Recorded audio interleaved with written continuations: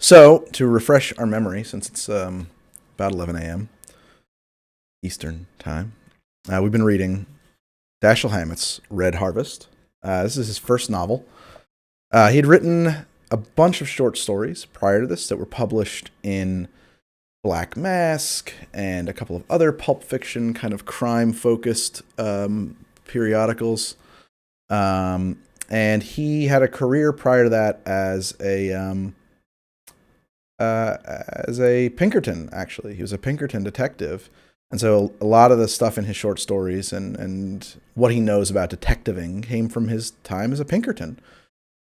He left the Pinkertons for a while on a leave of absence, and I think he was an ambulance driver in World War One. He was in World War One, and when he came back, he went back to work, and he arrived in the aftermath of I think it was the Endicott mine strike in Butte, where the Pinkertons are being used as strike breakers.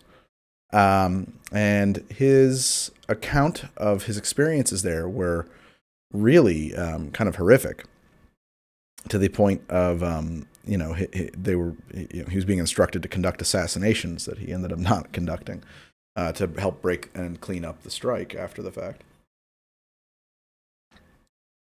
And so Red Harvest, in a lot of assessments, is sort of a reaction to that, sort of his disillusionment with the Pinkertons and his sort of political awakening that came with it. I have not seen Birds of Prey yet. I've probably had El Dorado 21, but I don't, honestly, I don't recall exactly. And so we're on, and so to tip you up on where we're at in the book, in case you missed part one, which is of course available in the VODs, if you were so inclined. Our main character is the Continental Op. It's an unnamed protagonist who was the protagonist in all of his short stories. And he has come to town, and town, of course, in this case is Personville, but locally it's pronounced Poisonville. I am better than last week, thank you. Locally pronounced Poisonville, where people don't pronounce their R's. And it's kind of, I think it's one of the, I think it's on the nose, but it's a wonderful little literary device to have the pronunciation of the town tell you so much about it. It's Poisonville. Brought in by Donald Wilson, who is the editor of the newspaper in town. Not really sure what the job was supposed to be. Your mic is picking up a weird noise every time I speak. What kind of a weird noise?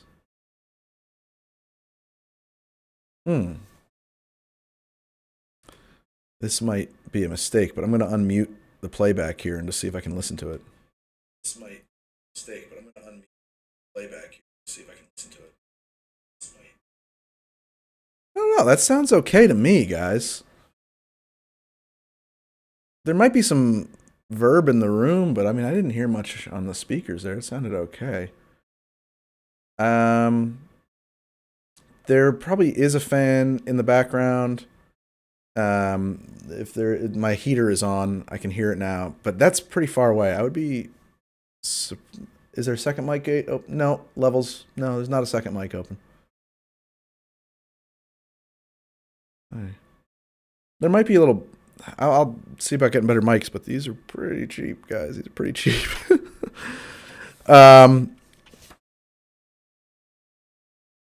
Very slight, high pitched, and not constant. Is it possible that's in your speakers or your headphones, Twitch? I don't know. That doesn't. But it could be line noise. I didn't hear it there. And it might be my furnace, which is in the next room, and I can hear it, but I would be shocked if this microphone was picking it up. It's pretty far away and quiet, and now it's dying down right now anyway. It's firing itself off.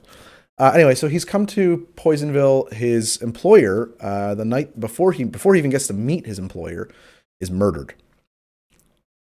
And he has now figured out who killed him. That happened. We got to that point.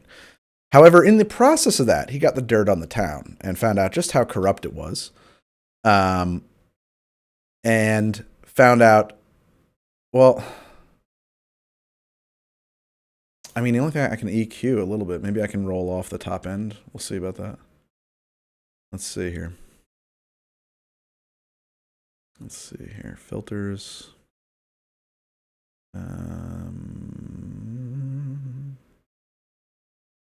Limiter, noise gate. Noise suppression. That's funny. There's a limiter and a compressor, but there's not EQ. I'm shocked that there's not an EQ plugin built into OBS. Yeah. Sorry, guys. Not much I can do about it then. But I would be shocked if it was something I could EQ out anyway, because I have a feeling it isn't. It's not happening there. So maybe it was the heater. Maybe it was the heater. That's funny. Must be the heater. All right. Well, if it sounds like it's going to come back on again, we'll throw the BRB up and I'll just go manually turn off the heat. Good to know. Got to keep that off. Great. Awesome. Fantastic. Got to sit here in the cold.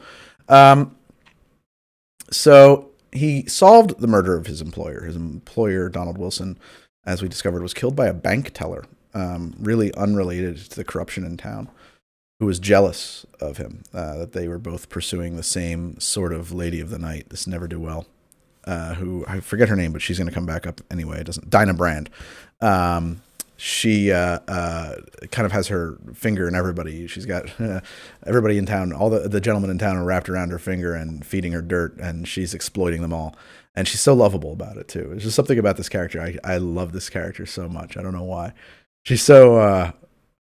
I mean, I guess if the town itself was less corrupt, she would be less likable. But because they're all just such miserable pieces of shit, just seeing her fucking pull one over on everybody is great, I think.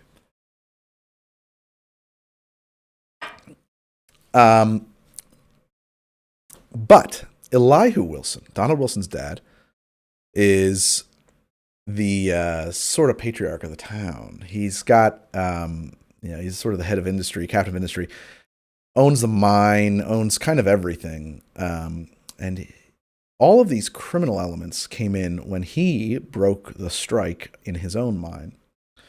They were his allies to help break the strike. So this corrupt police chief and these other businessmen and gamblers, bootleggers.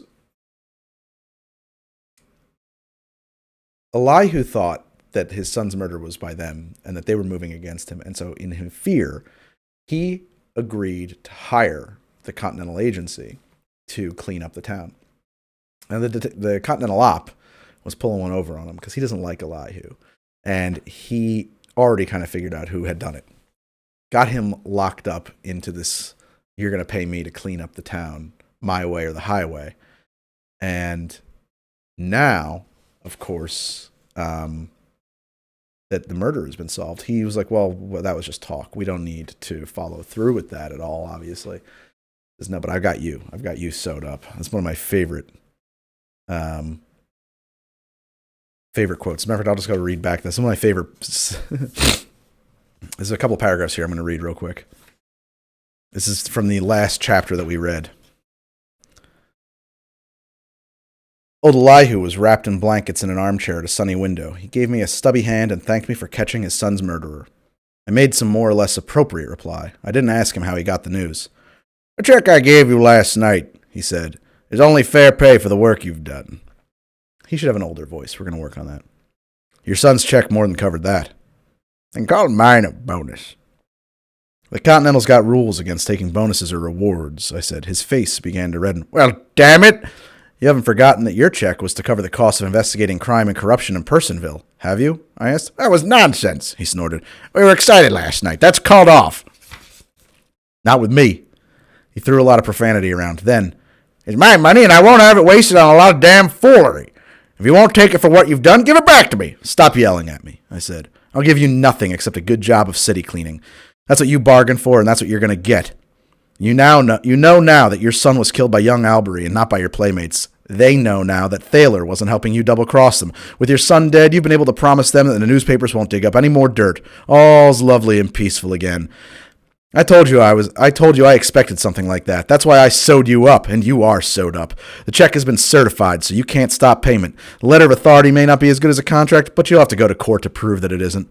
If you want that much of that kind of publicity, go ahead. I'll see you get plenty. Your fat chief of police tried to assassinate me last night. I don't like that. I'm just mean enough to want to ruin him for it. Now I'm going to have my fun. I've got $10,000 of your money to play with. I'm going to use it opening Poisonville from Adam's apple to ankles. I'll see that you get my reports as regularly as possible. I hope you enjoy them. And I went out of the house with his curses sizzling around my head. Yeah, I'm gonna throw a limiter on there. Let's see if that fixes that. Sorry about that, guys.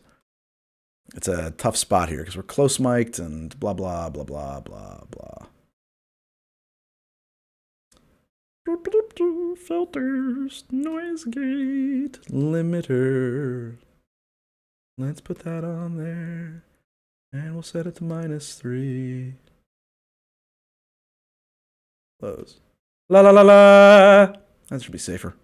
As long as we're not blowing out the preamp.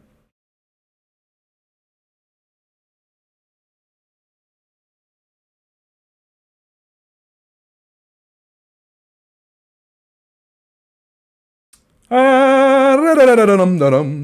am in sort of a big comfy chair, but it doesn't show up in the picture so well.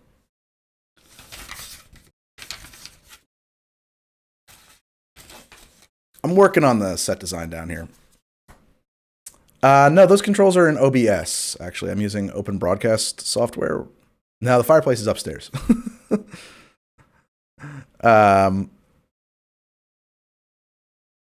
So maybe there is a way to do it in Twitch, but I really don't know. I mean, I'm not working directly. Like, from my end, I have a stream key. I plug it into my streaming encoder, and the camera and all that stuff just goes straight into OBS. I'm not plugged direct into OBS.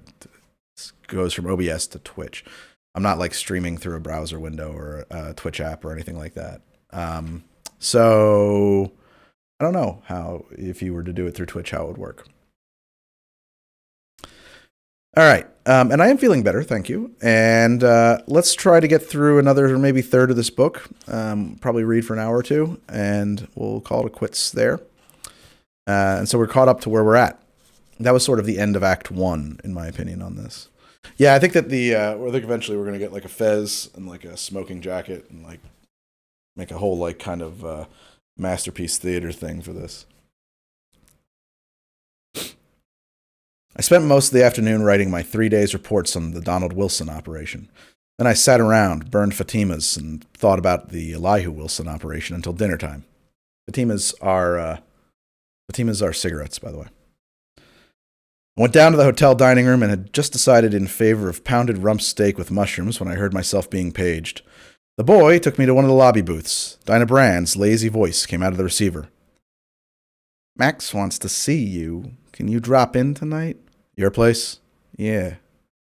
I promised to drop in and return to the dining room and my meal. When I had finished eating, I went up to my room, 5th floor, front. I unlocked the door and went in, snapping on the light. A bullet kissed a hole in the door frame close to my noodle.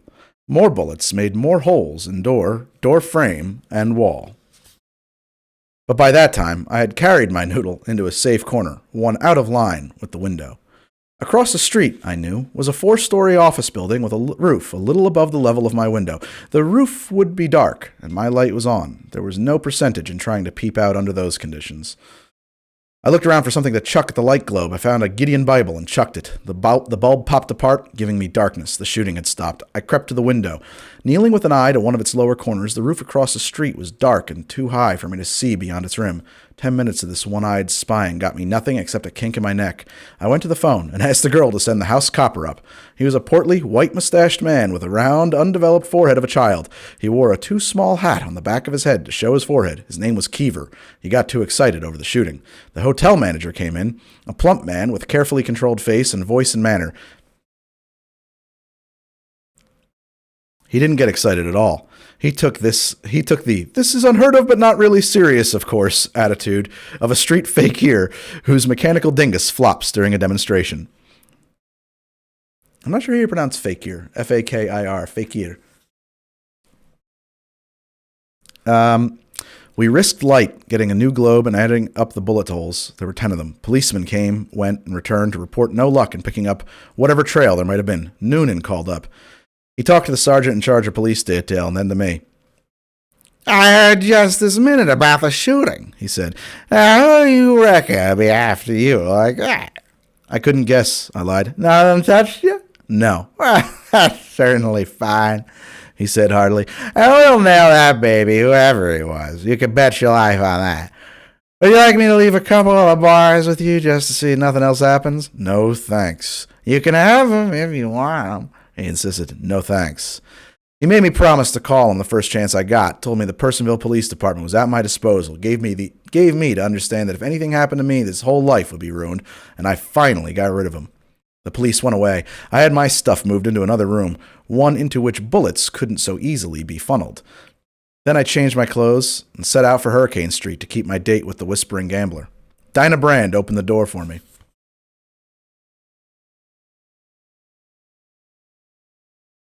Her big, ripe mouth was rouged evenly this evening, but her brown hair still needed trimming, was parted haphazardly, and there were spots down the front of her orange silk dress. So you're still alive, she said. I suppose nothing can be done about it. Come on in.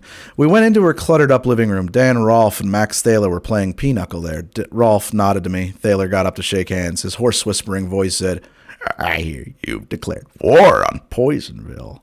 That might be too much, right, guys? Let's try that again. I hear you've declared war on Poisonville. Don't blame me. I've got a client who wants the place ventilated. Wanted. Not once, he corrected me as we sat down. Why don't you chuck it? I made a speech. No, I don't like the way Poisonville has treated me. I've got my chance now, and I'm going to even up. I take it you're back in the club again, all brothers together. Let bygones be bygones. You want to be let alone. There was a time when I wanted to be let alone. If I had been, maybe now I'd be riding back to San Francisco. But I wasn't. Especially I wasn't let alone by that fat Noonan. He's had 2 tries at my scalp in 2 days, and that's plenty. Now it's my turn to run him ragged, and that's exactly what I'm going to do. Poisonville is ripe for the harvest. It's a job I like, and I'm going to do it. While you last, the gambler said. Yeah, I agreed. I was reading in the paper this morning about a fellow choking to death eating a chocolate eclair in bed. That may be good, said Dinah Brand, her big body sprawled in an armchair, but it wasn't in this morning's paper. She lit a cigarette and threw a match out of sight under the Chesterfield. The lunger gathered up the cards and was shuffling them over and over purposely. Thaler frowned at me and said, Wilson's willing for you to keep the 10 grand. Let it go at that. I've got a mean disposition. Attempted assassinations make me mad. That won't get you anything but a box. I'm for you. You kept Noonan from framing me. That's why I'm telling you. Forget it. Get back to Frisco. I'm for you, I said. That's why I'm telling you. Split with them. They've crossed you up once. It'll happen again. Anyway, they're slated for the shoots. Get out while the getting's good. I'm sitting pretty, he said, and I'm able to take care of myself. Maybe. But you know the racket's too good to last. You've had the cream of the pickings. Now it's getaway day. He shook his dark little head and told me, I think you're pretty good, but I'm damned if I think you're good enough to crack this camp. It's too tight.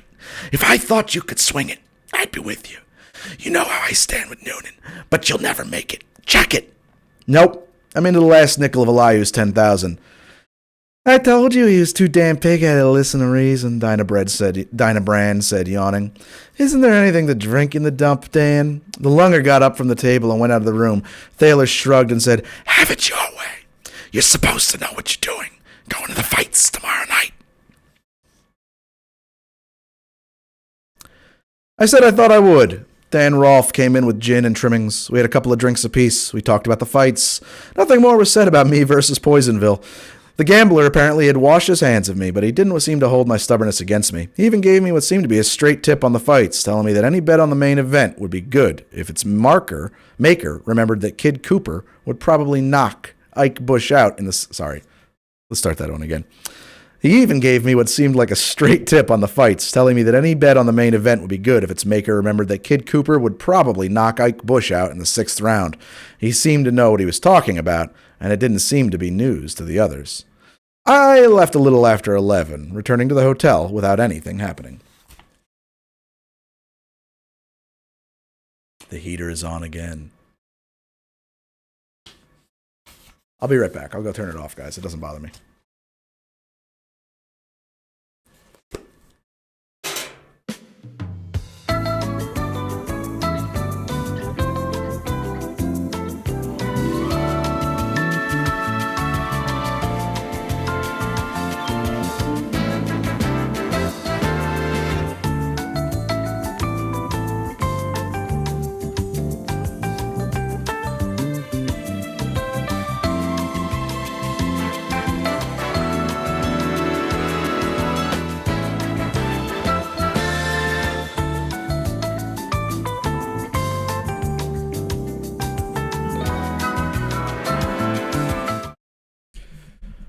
Okay, heater's off. I am back. Sounds like I just got a text message. I guess since we're paused for the second here, we can take a peek. What?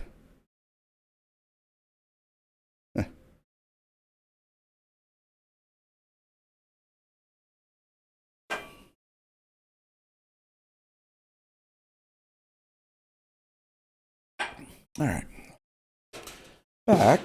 Back to the book.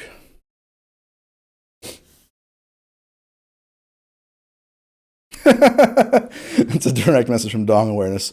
What's up, man? I thought we were pals. So for those of you just popping in like Cooked Goose, we're reading Dashiell Hammett's Red Harvest. Really sort of the seminal novel of the hard-boiled detective fiction genre. Really kind of a breakthrough and a reinvention of what a mystery was. And Dashiell Hammett's one of my favorite books. Writers, I should say. So. Okay. Chapter 9, Black Knife. I woke the next morning with an idea in my skull. Personville had only some 40,000 inhabitants. It shouldn't be hard to spread news. 10 o'clock found me out spreading it. I did my spreading in pool rooms and cigar stores, speakeasies, soft drink joints, and on street corners, wherever I found a man or two loafing. My spreading technique was something like this. Got a match? Thanks. Going to the fight tonight? I hear Ike Bush takes a dive in the 6th. Ought to be straight. I got it from Whisper. Yeah, they all are. People like inside stuff, and anything that had Thaler's name to it was very inside in Personville. The news spread nicely. Half the men I gave it to worked almost as hard as I did spreading it, just to show that they knew what was what.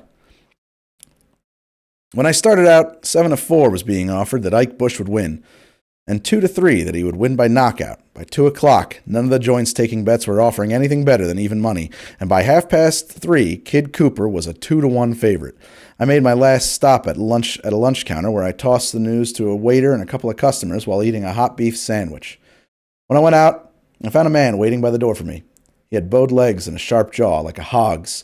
He nodded and walked down the street beside me, chewing a toothpick and squinting sideways into my face.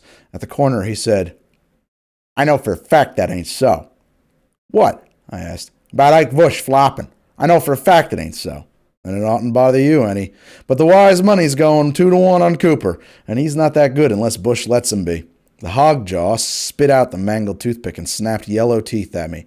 He told me his own self that Cooper was a setup for him last night, and he wouldn't do nothing like that, not to me. Friend of yours? Not exactly, but he knows I... Hey, listen, did Whisper give you that on the level? On the level. He cursed bitterly. And I put my last $35 in the world on that rat that say so. Me, that could send him over for... He broke off and looked down the street. Could send him over for what? I asked. Plenty. He said, nothing.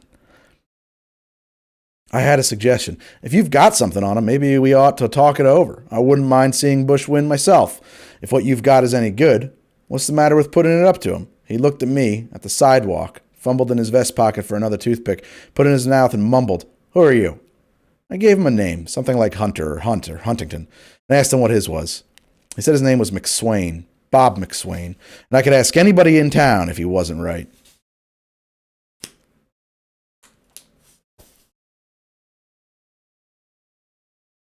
I said I believed him, and asked, What do you say? We put the squeeze to Bush?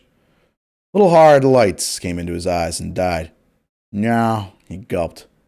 I ain't that kind of fellow. You never did anything but let people gyp you. You don't have to go up against him, McSwain. Give me the dope, and I'll make the play if it's any good. He thought that over, licking his lips, letting the toothpick fall down to stick on his coat front. You wouldn't let on about me having any part in it, he asked. I belong here, and I wouldn't stand a chance if I got out. And you won't turn him up? You'll just use him to make him fight? Right. He took my hand excitedly and demanded, honest to God. His real moniker is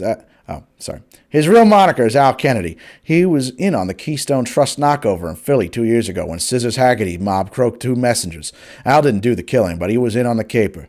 He used to scrap around Philly. The rest of them got copped, but he made the sneak. That's why he's sticking out here in the bushes. That's why he won't never let him put his mug in the papers or on any cards. That's why he's a pork and beano when he's as good as he's the best, see?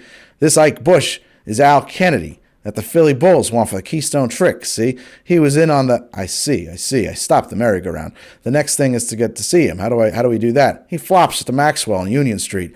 I guess maybe he'll be there now, resting up for the mill. Resting for what? He doesn't know he's going to fight. We'll give it a try, though. Where you get that wee at? You said you swore you'd keep me covered. Yeah, I said. I remember that now. What does he look like? A black-headed kid, kind of slim, with one tin ear and eyebrows that run straight across. I don't know if you can make him like it. Leave that to me. Where'll I find you afterwards? I'll be hanging around Murray's. Mind you don't tip my mitt. You promised. The Maxwell was one of a dozen hotels along Union Street with narrow front doors between stores and shabby stairs leading up to second-story offices. The Maxwell's office was simply a wide place in the hall with a key and mail rack behind a wooden counter that needed paint just as badly. A brass bell and a Dirty Day book register were on the counter. Nobody was there. I had to run back 8 pages before I found Ike Bush, Salt Lake City, 214 written in the book. The pigeonhole that had the number was empty. I climbed more steps and knocked on a door that had it. Nothing came of that. I tried 2 or 3 times more and then turned back to the stairs. Somebody was coming up. I stood at the top waiting for a look at him. There was just light enough to see by. He was a slim, muscular lad in an army shirt, blue suit, gray cap, black eyebrows made a straight line above his. I said, "Hello." He nodded without stopping or saying anything. "Win tonight?" I asked. "Hope so," he said shortly, passing me. I let him take 4 steps toward the room before I told him, "So do I. I'd hate to have to ship you back to Philly, Al." He took another step, turned around very slowly, rested his shoulder against the wall, let his eyes get sleepy, and grunted. "Huh? If you were smacked down in the 6th or any other round by a palooka like Kid Cooper, it'd make me peevish," I said. "Don't do it, Al. You don't want to go back to Philly." The youngster put his chin down in his neck and came back to me. When he was within arm's reach, he stopped, letting his left side turn a bit to the front. His hands were hanging loose. Mine were in my overcoat pockets. He said, "Huh?" again. I said, "Try to remember that if Ike Bush doesn't turn in a win tonight, Al Kennedy will be riding east in the morning." He lifted his left shoulder an inch. I moved the gun around in my pocket enough. He grumbled, "Where do you get stuff like that about me not winning?" "Just something I heard. I didn't think there was anything in it, except maybe a ducat back to Philly." "I ought to bust your jaw, you fat crook." "Well, now's the time to do it," I advised him. "If you win tonight, you're not likely to see me again. If you lose, you'll see me, but your hands won't be loose." I found McSwain in Murray's, a Broadway pool room. "Did you get it to him?" he asked. "Yeah, it's all fixed. If he doesn't blow town or say something to his backers, or just pay no attention to me," or McSwain developed a lot of nervousness. "You better be a damn sight careful," he warned me. "They might try to put you out of the way. I got to see a fellow down the street," and he deserted me. Poisonville's prize fighting was done in big wooden ex-casino in what had been an amusement park on the edge of town. When I got there at 8:30, most of the population seemed to be on hand, packed tight in close rows of folding chairs on the main floor, packed together on benches and 2 dinky balconies. Smoke, stink, heat, noise. My seat was in the 3rd row, ringside. Moving down to it, I discovered Dan Rolfe in an aisle seat not far away, with Dinah Brand beside him. She had her hair trimmed at last, and marcelled and looked a lot like Money in a big gray fur coat. I guess Marcel would be some way of doing your hair back in the 20s. That'd be marcelled.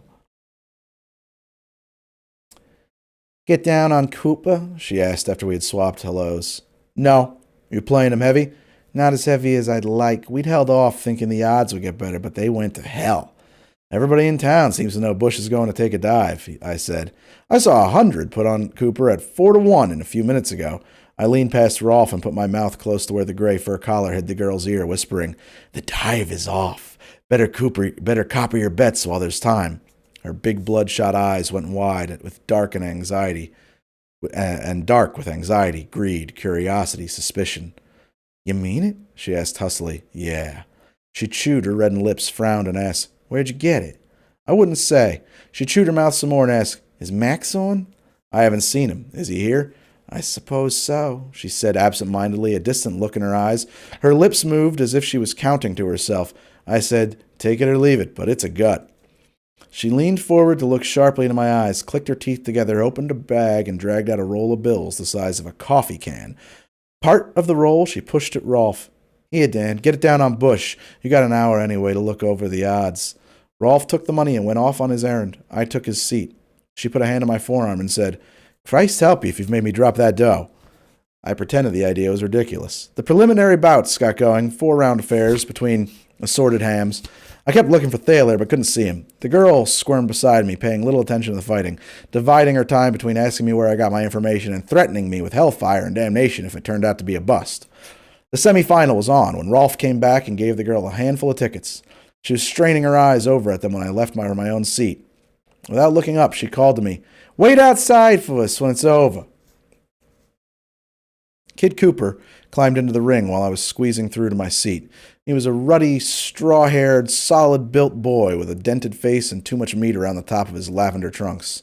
Ike Bush, alias Al Kennedy, came through the ropes in the opposite corner. His body looked better, slim, nicely rigid, snaky, but his face was pale, worried. They were introduced, went to the center of the ring for the usual instructions, returned to their corners, shed bathrobes, stretched down the ropes. The gong rang, and the scrap was on. Cooper was a clumsy bum. He had a pair of wide swings that might have hurt when they landed, but anybody with 2 feet could have kept away from them. Bush had class, nimble legs, a smooth, fast left hand, and a right that got away quick.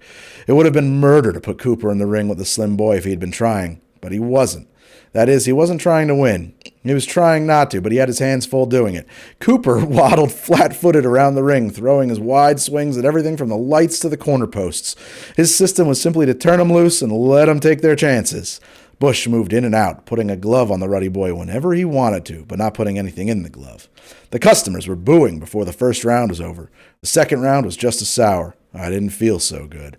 Bush didn't seem to have been much influenced by our little conversation. Out of the corner of my eye, I could see Dinah Brand trying to catch my attention. She looked hot. I took care not to have my attention caught. Thank you, Woodingfleece. The roommate act in the ring was continued in the third round to the tune of yelled throw 'em outs. Why don't you kiss 'ems and make 'em fights from the seats? The Pugs waltz brought them around to the corner nearest me just as the booing broke off for a moment. I made a megaphone of my hands and bawled, Back to Philly, Al! Bush's back was to me. He wrestled Cooper around, shoving him into the ropes, so he and Bush faced my way. From somewhere far back, another part of the house, another yelling voice came, Back to Philly, Al! McSwain, I supposed. A drunk off to one side lifted his puffy face and bawled the same thing, laughing as if it were a swell joke. Others took up the cry for no reason at all, except that it seemed to disturb Bush. His eyes jerked from side to side under the black bar of his eyebrows. One of Cooper's wild mitts clouted the slim boy on the side of the jaw. Ike Bush piled down at the referee's feet. The referee counted 5 in 2 seconds, but the gong cut him off. I looked over at Dinah Brand and laughed. There wasn't anything else to do. She looked at me and didn't laugh. Her face was as sick as Dan Rolf's, but angrier. Bush's handlers dragged him into his corner and rubbed him up, not working very hard at it. He opened his eyes, watched his feet. The gong was tapped. Kid Cooper paddled out of the hitching up his trunks. Bush waited until the bum was in the center of the ring and then came to him fast. Bush's left glove went down, out, practically out of sight in Cooper's belly. Cooper said, Ugh, and backed away, folding up. Bush straightened him up with a right poke in the mouth and sank the left again. Cooper said, Ugh, again, and had trouble with his knees. Bush cuffed him once on each side of the head, cocked his right, carefully pushed Cooper's face into position with a long left, and threw his right hand straight from under his jaw to Cooper's. Everybody in the house felt that punch. Cooper hit the floor, bounced, and settled there. It took the referee half a minute to count 10 seconds. It would have been just the same if he had taken half an hour. Kid Cooper was out. When the referee had finally stalled through the count, he raised Bush's hand. Neither of them looked happy. A high twinkle of light caught my eye. A short silvery streak slanted down from the small balconies, and a woman screamed. The silvery streak ended its flashing slant in the ring with a sound that was partly a thud and partly a snap. Ike Bush took his arm out of the referee's hand and pitched down on top of Kid Cooper, with a black knife handle stuck out of the back nape of Bush's neck. 10. Crime wanted, male or female. Half an hour later, when I left the building, Dinah Brand was sitting at the wheel of a pale blue little Marmon talking to Max Thaler, who stood in the road. The girl's square chin was tilted up. Her big red mouth was brutal around the words it shaped, and the lines crossing its ends were deep and hard. The gambler looked as unpleasant as she. His pretty face was yellow and tough as oak. When he talked, his lips were paper thin. It seemed to be a nice family party.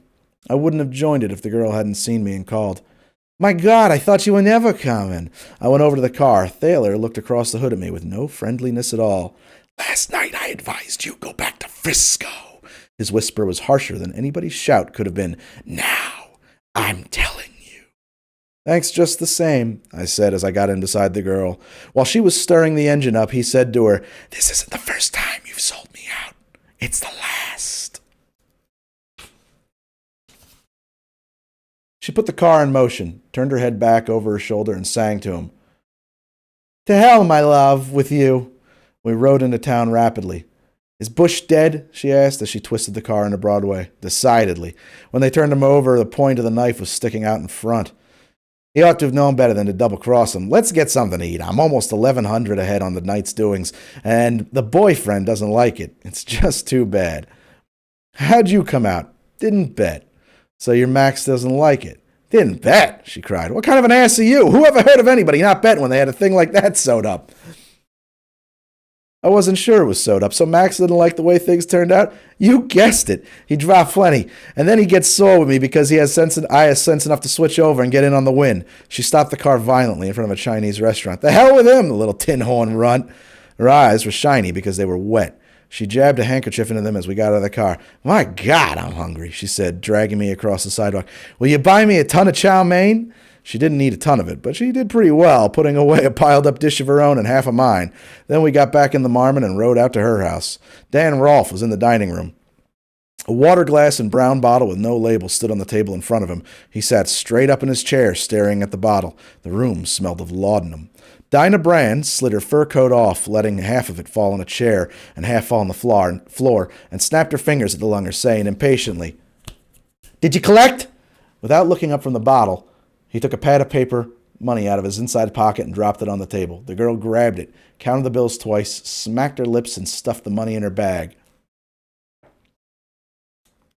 She went out to the kitchen and began chopping ice. I sat down and lit a cigarette. Rolfe stared at his bottle. He and I never seemed to have much to say to one another. Presently, the girl brought in some gin, lemon juice, seltzer, and ice. We drank, and she told Rolfe, "Max is sore as hell. He heard he'd been running around putting last-minute money on Bush. The little monkey thinks I double-crossed him. What did I have to do with it? All I did was what any sensible person would have done, get in on the win. I didn't have any more to do with it than a baby, did I?" she asked me. "No, of course not." "What's the matter with Max? He's afraid the others will think he was in on it too, that Dan was putting his dough down as well as mine? Well, that's his hard luck. He can go climb trees for all I care, the lousy little runt. Another drink would go good." She poured herself another for herself and for me. Rolfe hadn't touched his first one.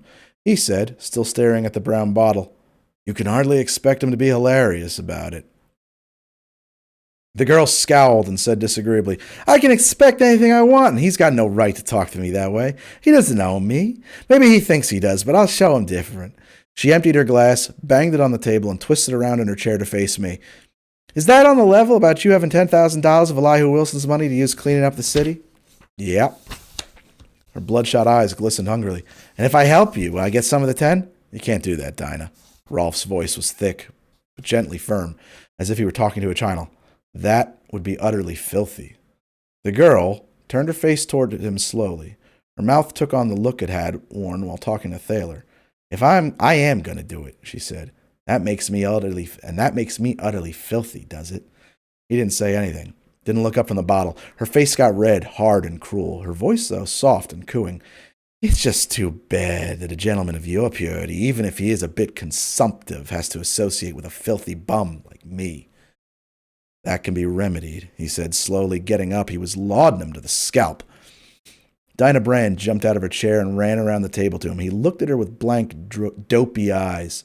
She put her face close to his and demanded, "So I'm too utterly filthy for you now, am I?" He said evenly, I said to betray your friends to this chap would be utterly filthy, and it would. She caught one of his thin wrists and twisted it until he was on his knees. Her other hand open, beat his hollow-cheeked face half a dozen times on each side, rocking his head from side to side. He could have put his free arm up to protect his face, but he didn't. She let go his wrist, turned her back to him, and reached for gin and seltzer. She was smiling. I didn't like the smile. He got up, blinking. His wrist was red where she had held it, his face bruised. He steadied himself upright, looked at me with dull eyes. With no change in the blankness of his face and eyes, he put a hand under his coat, brought out a black automatic pistol, and fired at me. But he was too shaky for either speed or accuracy. I had time to toss a glass at him. The glass hit his shoulder, and his bullet went somewhere overhead. I jumped before he got the next one out, jumped at him, was close enough to knock the gun down. The second slug went into the floor. I socked his jaw. He fell away from me and lay where he fell. I turned around. Dinah Brand was getting ready to bat me over the head with a seltzer bottle, a heavy glass siphon that would have made pulp of my skull. "Don't!" I yelped. "You didn't have to bust him like that," she snarled. "Well, it's done. You'd better get him straightened out." She put down the siphon. I helped her carry him up to the bedroom. When he began moving his eyes, I left her to finish the work and went down to the dining room again. She joined me there 15 minutes later. "He's all right," she said. "But you could have handled him without that." "Yeah, but I did that for him." "Know why you took the shot at me?" "So I'd have nobody to sell Max out to?" "No, because I'd seen you maul him around." "That doesn't make sense to me," she said. "I was the one who did it. He's in love with you, and this isn't the first time you've done it. He acted like he had learned there was no use matching muscle with you, but you can't expect him to enjoy having another man see you slap his face." "I used to think I knew men," she complained, "but by God, I don't. They're lunatics, all of them. So I poked him to give him back some of his self-respect. You know, treat him as I would a man instead of a down-and-outer who could have been slapped by girls." "Anything you say," she sighed. "I give up. We ought to have a drink." Well, we had the drink, and I said, "You were saying you'd work with me if there was a cut of the Wilson money in it for you?" "There is." "How much?" "Whatever you can earn. What you do is worth." "That's uncertain." "So's your help, as far as I know." "Is it?" "I can give you the stuff, brother, loads of it, and don't think I can't. I'm a girl who knows her Poisonville." She looked down at her gray, stockinged knees, waved one leg at me, and exclaimed indignantly, "Look at that, another run. Did you ever see anything beat it? Honest to God, I'm going barefoot." "Your legs are too big," I told her. "They put too much strain on the material." "That'll do out of you. What's your idea of going about purifying our village?" If I hadn't been lied to, Thaler, Pete the Finn, Lou Yard, and Noonan are the men who've made Poisonville the sweet-smelling mess it is. Old Elihu come in for the share of the blame, too, but it's not his fault, maybe. Besides, he's my client, even if he doesn't want to be, so I'd like to go easy on him. The closest I've got to an idea is to dig up any and all the dirty work I can that might implicate the others and run it out. Maybe I'll advertise crime wanted, male or female. If they're as crooked as I think they are, I shouldn't have a lot of trouble finding a job or two I can hang on them. Is that what you were up to when you uncooked the fight? That was only an experiment, just to see what would happen. So that's the way you scientific detectives work. My God! For a fat, middle-aged, hard-boiled, pig-headed guy, you've got the vaguest way of doing things I ever heard of. Plans are all right sometimes, I said, and sometimes just stirring things up is all right, if you're tough enough to survive and keep your eyes open so you see what you want when it comes to the top. That ought to be good for another drink, she said. And by the way, that is the Littlefinger play right there. That is Littlefinger, George R.R. Martin to a T. That's exactly the. I'm not a schemer. I just flip the table and catch what I can.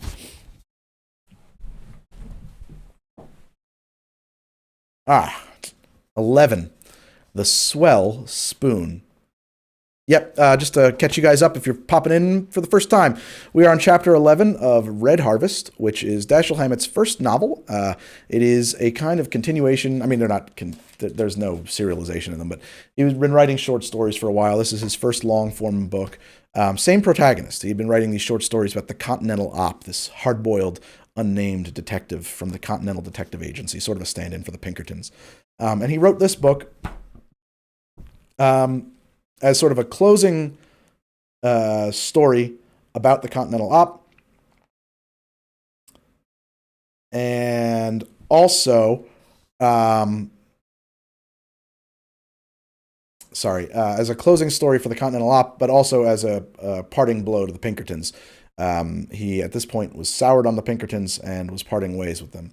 So this is kind of about that. Inspired by that. I don't know that it's that heavy. on the anti-Pinkerton front, to be honest. But negative experiences with the Pinkertons had led him to write this. 11. The swell spoon. We had another drink. She put her glass down, licked her lips, and said, "If stirring things up is your system, I've got a swell spoon for you. Did you ever hear of Noonan's brother Tim, the one who committed suicide out at Mock Lake a couple years ago?" "No. You wouldn't have heard much good. Anyway, he didn't commit suicide. Max killed him. Yeah? For God's sake, wake up. This I'm giving you is real. Noonan was like a father to Tim. Take the proof to him and he'll go after Max like nobody's business. That's what you want, isn't it?" "We've got proof. 2 people got to Tim before he died, and he told them Max done it. They're both still in town, though one won't live a lot longer. How's that?" She looked as if she was telling the truth, though with women, especially blue-eyed women, that doesn't always mean anything. "Let's listen to the rest of it," I said. "I like details and things. You'll get 'em. You ever been out to Mock Lake? Well, it's our summer resort, 30 miles up the canyon road. It's a dump, but it's cool in the summer, so it gets a good play. This was summer, a year ago. And last weekend in August, I was out there with a fella named Holly. He's back in England now, but you don't care anything about that because he's got nothing to do with it. He's a funny sort of old woman. Used to wear white silk socks turned inside out so the loose threads wouldn't hurt his feet. I got a letter from him last week. It's around here somewhere, but that doesn't make any difference. We were up there, and Max was up there with a girl he used to play around with, Murdy Jennison. She's in the hospital now, city, dying. Bright's disease or something. She was a classy-looking kid then, a slender blonde. I always liked her, except for that few drinks made it too noisy. Tim Noonan was crazy about her, but she couldn't see anybody but Max that summer. Tim wouldn't let her alone. He was a big, good-looking Irishman, but a sap and a cheap crook who only got by because of his brother was chief of police. Wherever Myrtle went, he'd pop up sooner or later. She didn't like to say anything to Max about it, not wanting Max to do anything to put him wrong with Tim's brother, the chief. So, of course, Tim shows up at Mock Lake this Saturday. Myrtle and Max are there just by themselves. Holly and I were there with a bunch, but I saw Myrtle to talk to, and she told me she had got a note from Tim, asking her to meet him for a few minutes that night in one of the little arbor things on the hotel grounds. He said that if she didn't, he would kill himself. Well, that was a laugh for us. The big false alarm. I tried to talk Myrtle out of going, but she had just enough booze in her to feel gay and say she was going to give him an earful. We were all dancing in the hotel that night. Max was there for a while, and I didn't see him anymore. Myrtle was dancing with a fellow named Rutgers, a lawyer here in town. After a while, she left him and went out of the side doors. She winked at me, and she passed, so I knew she was going down to see Tim. She had just got out when I heard the shot. Nobody paid any attention to it. I suppose I wouldn't have noticed it either if I hadn't known about Myrtle and Tim. I told Holly I wanted to see Myrtle, and I went out after her by myself. I must have been about 5 minutes behind her in getting out. When I got outside, I saw lights down by the summer houses and people. I went down there, and this talking is thirsty work. I poured a couple of hookers of gin. She went into the kitchen for another siphon and more ice. We mixed them up, drank, and settled down to her tale again. There was Tim Noonan, dead, with a hole in his temple and a gun lying beside him. Perhaps a dozen people were standing around, hotel people, visitors, one of Noonan's men, a dick named McSwain, and as soon as Myrtle saw me, took me away from the crowd back in the shade of some trees. "Max killed him," she said. "What'll I do?"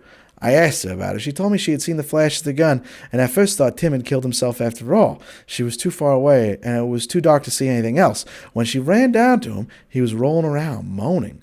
"He didn't have to kill me over. She could make out the rest. He was rolling around, bleeding from the hole in his temple. Myrtle was afraid Max had done it, but she had to be sure, so she knelt down and tried to pick up Tim's head, asking, 'Who did it, Tim?' He was almost gone, but before he passed out, he had enough strength to tell her, 'Max.' She kept telling me, asking me, 'What'll I do?' I asked her if anybody else had heard Tim, and she said the dick had. He came running up while he was trying to lift Tim's head. She didn't think anybody else had been near enough to hear, but the dick had. I didn't want Max to get in a jam over killing a little mutt like Tim Noonan. Max didn't mean anything to me then, except that I liked him, and I didn't like any of the Noonans. I knew the dick, McSwain. I used to know his wife. He'd been a pretty good guy, straight as an ace, deuce, tray, 4-5, till he got on the force. Then he went the way of the rest of them. His wife stood as much of it as she could, but then left him. Knowing this Dick, I told Myrtle, I thought we could fix things. A little Jack would ruin McSwain's memory, or, if he didn't like that, Max could have him knocked off. She had Tim's note threatening suicide. If Dick would play along, the hole in Tim's head from his own gun, and the note would smooth everything over. I left Myrtle under the trees and went to hunt out Max. He wasn't around. There weren't many people there, and I could hear the hotel orchestra still playing dance music. I couldn't find Max, so I went back to Myrtle. She was all worked up over another idea. She didn't want Max to know she had found out that he had killed Tim. She was afraid of him. See what I mean? She was afraid that if she and Max ever broke off, he'd put her out of the way if he knew she had enough on him to swing him. I know how she felt. I got the same notion later and kept just as quiet as she did, so we figured if it could be fixed up without his knowing about it, so much the better. I didn't want to show in it either. Myrtle went back alone to the group and around.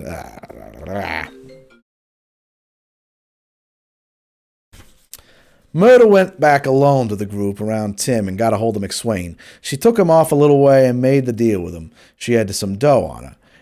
She gave him $200 and a diamond ring that had cost a fellow named Boyle $1,000. I thought he'd be back for more later, but he wasn't. He shot square with her. With the help of the letter, he put over the suicide story. Noonan knew there was something fishy about the lawyer, but he could never peg it. I think he suspected Max of having something to do with it. Something fishy about the layout, but he could never peg it.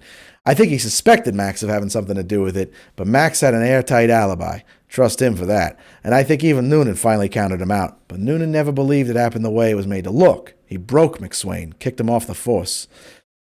Max and Myrtle slid apart a little while after that. No row or anything, they just slid apart.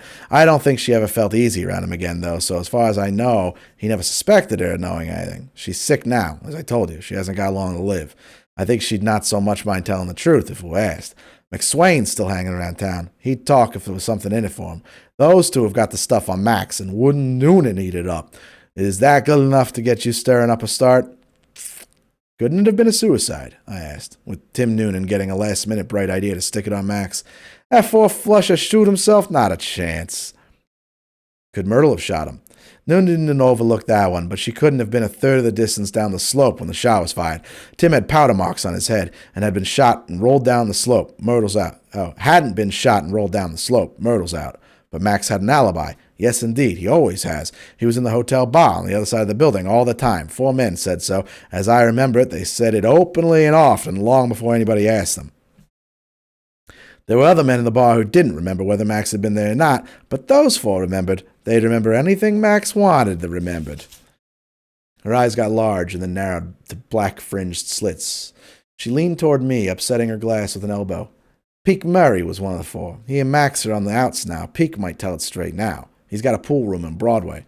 This is McSwain. Does he happen to be named Bob? I asked. A bow-legged man with a jaw like a hog's? Yeah, you know him? By sight. What does he do now? A small-time grifter. What do you think of the stack-up? Not bad. Maybe I can use it. Then let's talk scratch. I grinned at the greed in her eyes and said, Not just yet, sister. We'll have to see how it works out before we can start scattering pennies around. She called me a damned nickel nurser and reached for the gin. No more for me, thanks, I told her, looking at my watch. It's getting along toward 5 a.m., and I've got a busy day ahead. She decided she was hungry again. That reminded me that I was. It took a half an hour or more to get waffles, ham, coffee off to the stove. It took some more time to get them into our stomachs and to smoke some cigarettes over extra cups of coffee. It was quite a bit after 6 when I got ready to leave. I went back to my hotel and got into a tub of cold water. It braced me a lot, and I needed bracing. At 40, I could get along on gin as a substitute for sleep, but not comfortably. When I had dressed, I sat down and composed a document. Just before he died, Tim Noonan told me he had been shot by Max Thaler. Detective Bob McSwain heard him tell me. I gave Detective McSwain $200 and a diamond ring worth $1,000 to keep quiet and make it look like a suicide. With this document in my pocket, I went downstairs, had another breakfast that was mostly coffee, and went up to the city hospital. Visiting hours were in the afternoon, but by flourishing my Continental Detective Agency credentials and giving everybody to understand that an hour's delay might cause thousands of deaths, or words to that effect, I got to see Myrtle Jennison. She was in a ward on the 3rd floor, alone. The other 4 beds were empty. She could have been a girl of 25 or a woman of 55. Her face was a bloated, spotted mask. Lifeless yellow hair and 2 stringy braids lay on a pillow beside her. I waited until the nurse had brought me up and left. Then I held my document out to the invalid and said, "Will you sign this, please, Miss Jennison?" She looked at me with ugly eyes that were shaded with no particular dark color by the pads of flesh around them, then at the document, and finally brought a shapeless, fat hand from under the covers to take it.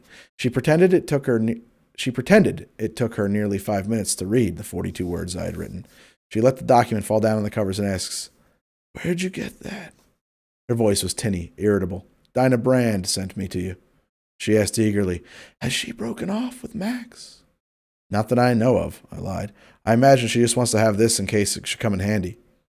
"And get her fool throat slit. Give me a pencil." I gave her my fountain pen and held my notebook under the document to stiffen it while she scribbled her signature at the bottom, and to have it in my hands as soon as she had finished. While I fanned the paper dry, she said, "If that's what she wants, it's all right with me. What do I care what anybody does now? I'm done. Hell with them all." She sniggered and suddenly threw the bedclothes down to her knees, showing me a horrible, swollen body in a coarse white nightgown. "How do you like me? See? I'm done." I pulled the covers up over her again and said, "Thanks for this, Miss Jennison." "That's all right. It's nothing to me any more, only." Her puffy chin quivered. "It's hell to die as ugly as this." 12. A New Deal. I went out to hunt for McSwain. Neither city directory nor telephone book told me anything. I did the pool rooms, cigar stores, speakeasies, looking around first, then asking cautious questions. That got me nothing. I walked the streets, looked for bowed legs. That got me nothing. I decided to go back to my hotel, grab a nap, and resume the hunting at night. In a far corner of the lobby, a man stopped hiding behind a newspaper and came out to meet me. He had bowed legs, a hog jaw, and was McSwain. I nodded carelessly at him and walked on to the elevator. He followed me, mumbling, "Have you got a minute?" "Yeah, just about." I stopped pretending indifference. "Let's get out of sight," he said nervously. I think I gave him a different voice before. I took him up to my room. He straddled a chair and put a match in his mouth. I sat on the side of the bed and waited for him to say something. He chewed his match while I began. "I'm going to come lean with you, brother. You mean you're going to tell me what I knew you were when you braced me yesterday?" I asked. "Oh, I'm sorry. I've read this backwards." He chewed his match a while and began. "I'm going to come clean with you, brother. You mean you're going to tell me you knew me when you braced me yesterday?" I asked. "And you're going to tell me Bush hadn't told you to bet on him, and you didn't until afterwards, and you knew about his record because he used to be a bull, and you thought if you could get me to put it to him, you could clean up a little dough by playing him?" "I'll be damned I was going to come through with that much," he said. "But since it's been said, I'll put a yes to it."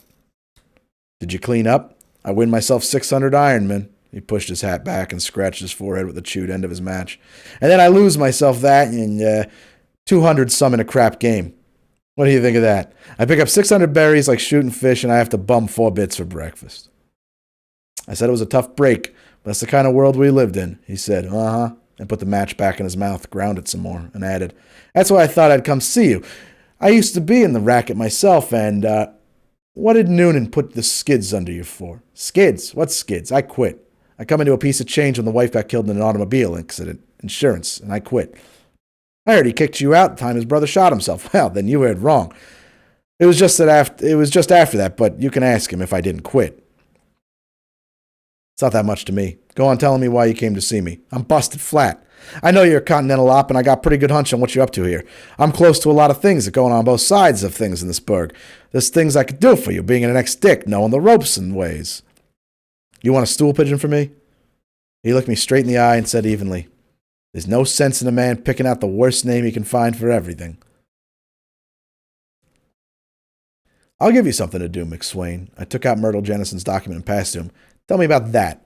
He read it through carefully, his lips framing the words, the match wavering up and down his mouth. He got up, put the paper on the bed beside me, and scowled at it. "There's something I'm going to have to find out about first," he said, very solemnly. "I'll be back in a little while, and I'll give you the whole story." I laughed and told him, "Don't be silly. You know I'm not going to let you walk out on me." "I don't know that." He shook his head, still solemn. "Neither do you. All I know is whether you're going to try and stop me." "The answer's yeah." I said while I considered that he was fairly hard and strong, 6 or 7 years younger than I, and 20 or 30 pounds lighter. He stood at the front of the bed and looked at me with solemn eyes. I sat on the side of the bed and looked at him with whatever kind of eyes I had at the time. We did this for nearly 3 minutes. I used part of the time measuring the distance between us, figuring out how, by throwing my body back on the bed and turning my hip, I could get my heels in his face if he jumped on me. He was too close for me to pull the gun. I had just finished this mental map making when he spoke. That lousy ring was worth no grand. I did swell to get 2 centuries for it. He shook his head again and said, "First, I want to know what you mean to do about it." Cop whisper. "I don't mean that. I mean with me." "You'll have to go over to the hall with me." "I won't." "Why not? You're only a witness." "I'm only a witness that Noonan can hang on bribe taking or an accomplice after they act rap on, or both, and he'd be tickled simple to have the chance." This jaw-wagging didn't seem to be leading anywhere. I said, "That's too bad, but you're going to see him. Try and take me." I sat up straighter and slid my right hand back to my hip. He grabbed for me. I threw my body back on the bed, did the hip spin, swung my feet at him. It was a good trick, only it didn't work. In his hurry to get me to it, he bumped the bed aside just enough to spill me on the floor. I landed all sprawled out on my back and kept dragging at my gun while I tried to roll under the bed. Missing me, his lunge carried me over the low footboard, over the side of the bed. He came down beside me, on the back of his neck, his body somersaulting over. I put the muzzle of my gun in his left eye and said, "You're making a fine pair of clowns of us. Be still while I get up, or I'll make an opening in your head for the brains to leak in." I got up, found and pocketed my document, and let him get up. "Knock the dents out of your hat and put your necktie in front so you won't disgrace me going through the streets," I ordered after I had run over his clothes and found nothing that felt like a weapon. "You can suit yourself about remembering that this gat is going to be in my overcoat pocket with a hand on it." He straightened his hat and tie and said, "Hey, listen, I'm in this, I guess, and cutting up won't get me nothing. Suppose I be good. Could you forget about the tussle? See, maybe it'd be smoother for me if they thought I came along without being dragged." "Okay. Thanks, brother." Noonan was out eating. We had to wait half an hour in his outer office. When he came in, he greeted me with the usual, "Hi, that certainly is fine," and the rest of it, and didn't say anything to McSwain, simply eyed him sourly. We went into the chief's private office. He pulled a chair over to his desk for me and sat in his own, ignoring the ex-dick. I gave Noonan the sick girl's document. He gave it one glance, bounced out of his chair, and smashed a fist the size of a cantaloupe into McSwain's face. The punch carried McSwain across the room until the wall stopped him. The wall creaked under the strain, and a framed photograph of Noonan and the other city dignitaries welcoming somebody in spats dropped down on the floor and hit the man. The fat chief waddled over, picked up the picture, and beat it to splinters on McSwain's head and shoulders. Noonan came back to his desk, puffing, smiling, saying cheerfully to me, "That fella's a rat if ever there was one." McSwain sat up and looked around, bleeding from the nose, mouth, and head. Noonan roared at him, "Come here, you!" McSwain said, "Yes, Chief," scrambled up and ran over to the desk. Noonan said, "Come through or I'll kill you." McSwain said, "Yes, Chief, only it was like I said, only that rock wasn't worth no grand. But she gave it to me in 200 to keep my mouth shut because I got there just when she asks him, 'Who did it, Tim?' And he says, 'Max.' He says it kind of loud and sharp, like he wanted to get it out before he died, because he died right then, almost before he'd get it out. That's the way it was, Chief. But the rock wasn't worth no—" "Damn the rock!" Noonan barked. "And stop bleeding on my rug." McSwain hunted in his pocket for a dirty handkerchief, mopped his nose and mouth with it, and jabbered on. "That's the way it was, Chief. Everything else was like I said at the time, only I didn't say anything about hearing him say Max done it. I know I hadn't ought to—" "Shut up!" Noonan said, and pressed one of the buttons on his desk. A uniformed copper came in. The chief jerked a thumb at McSwain and said, "Take this baby down to the cellar and let the wrecking crew work on him before you lock him up." McSwain started a desperate leave. "Ah, Chief!" But the copper took him away before he could get any farther. Noonan stuck a cigar at me and tapped the document with the other and asked, "Where's the broad?" "In the city hospital, dying. You'll have the cutter get a stiff out of her. That one's not so good legally. I framed it for effect. Another thing, I hear Pete Murray and Whisper aren't playmates anymore. Wasn't Murray one of his alibis? The chief said, he was. Picked up his phones and said, McGraw, and then said, get on Pete Murray and ask him to drop in, and have Tony Agasti picked up for that knife throwing. He put the phone down, stood up and made a lot of cigar smoke and said through it, I haven't always been on the up and up with you. I thought that was putting it mildly, but didn't say anything while he went on. You know your way around. You know what these jobs are, that there's this one and that one that's got to be listened to. Just because a man's chief of police doesn't mean he's a chief. Maybe you're a lot of trouble to somebody. It can be a lot of trouble to me. Don't make any difference if I think you're a right guy. I got to play with them that play with me. See what I mean? I wagged my head to show I did. That's the way it was, he said, but no more. This is something else. A new deal. When the old woman kicked off, Tim was just a lad. She said to me, take care of him, John, and I promised I would. And then Whisper murders him on account of that tramp. He reached down and took my hand. See what I'm getting at? That's a year and a half ago, and you gave me my first chance to hang it on him. I'm telling you, there's no man in Percival that's got a big enough voice to talk you down. Not after today. Well, that pleased me, and I said so. We purred at each other until a lanky man with extremely upturned nose in the middle of a round and freckled face was ushered in. It was Pete Murray. We were just wondering about the time when Tim died, the chief said when Murray had been given a chair and a cigar. Where Whisper was. You were out at the lake that night, weren't you? Yep, Murray said. The end of his nose got sharper. With Whisper? I wasn't with him the whole time. Were you with him at the time of the shooting? No. The chief's greenish eyes got smaller and brighter. He asked softly, you know where he was? Nope. The chief sighed in a thoroughly satisfied way and leaned back in his chair. Damn it, Peek, he said. You told us before that you were with him at the bar. Yep, I did, the lanky man admitted, but that don't mean nothing, except he asked me to, and I don't mind helping out a friend. Meaning you don't mind standing a perjury rap?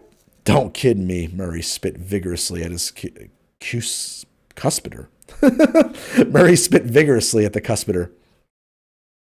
I didn't say nothing in no courtrooms. How about Jerry and George Kelly and O'Brien, the chief asked. Did they say they were with him just because he asked them to? O'Brien did. I don't know nothing about the others. I was going out of the bar when I run into Whisper. Jerry and Kelly went back in to have a shot with him.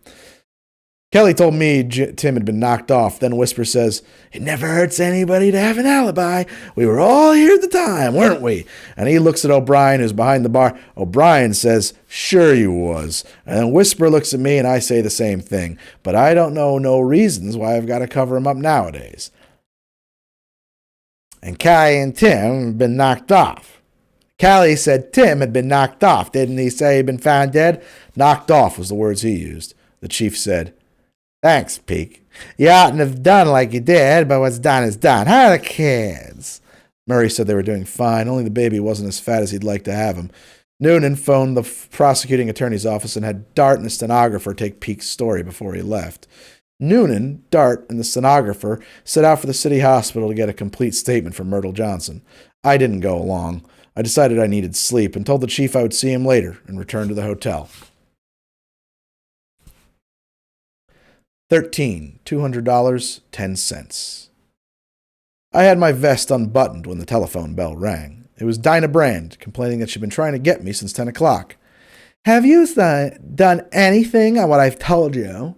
She asked. I've been looking it over. Seems pretty good. Think maybe I'll crack it this afternoon. Don't. Hold till I see you. Come up now. I looked at the vacant white bed and said, yes, without much enthusiasm.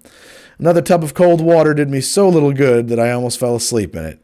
Dan Rolfe let me in when I rang the girl's bell. He looked and acted as if nothing out of the ordinary had happened the night before. Dinah Brand came into the hall to help me with my overcoat. She had on a tan woolen dress with 2-inch ribbon in one shoulder seam. She took me into the living room. She sat on the Chesterfield beside me and said, I'm going to ask you to do something for me. You like me enough, don't you? I admitted that. She counted the knuckles on my left hand with a warm forefinger and explained, I want you not to do anything more about what I told you last night. Now, wait a minute. Wait till I get through. Dan was right. I oughtn't sell Max out like that. It would be utterly filthy. Besides, it's Noonan you chiefly want, isn't it? Well, if you want to be a nice darling and lay off Max this time, I'll give you enough on Noonan to nail him forever. You'd like that better, wouldn't you? And you like me too much to want to take advantage of me by using information I gave you when I was mad at what Max had said, don't you? What's the dirt on Noonan? I asked. She kneaded my biceps and murmured, You promise? Not yet. She pouted at me and said, I'm off Max for life, on the level. You've got no right to make me turn rat. What about Noonan? Promise first. No. She dug her fingers into my arm and sharply asked, You've already gone to Noonan. Yeah. She let go my arm, frowned and shrugged and said gloomily, how can I help it? I stood up and a voice said, Sit down. Excuse me. Sit down.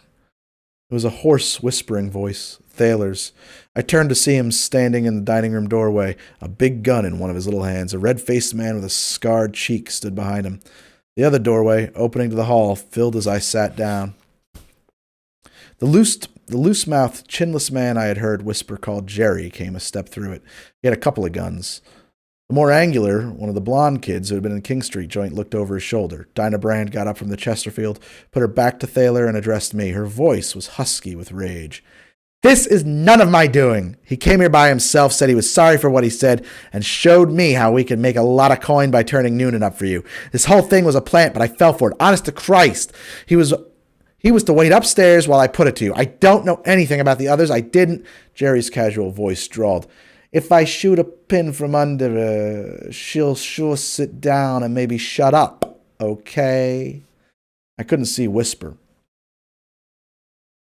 The girl was between us. He said, Not now. Where's Dan? The angular blonde youngster said, Up on the bathroom floor. I had to sap him. Dinah Brand turned around to see Thaler. Stocking seams made S's up the ample backs of her legs.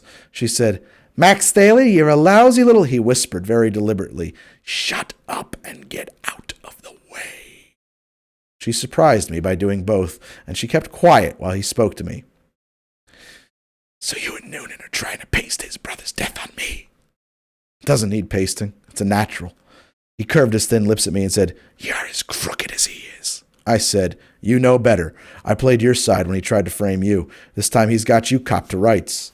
Dinah Brand flared up again, waving her arms in the center of the room, storming.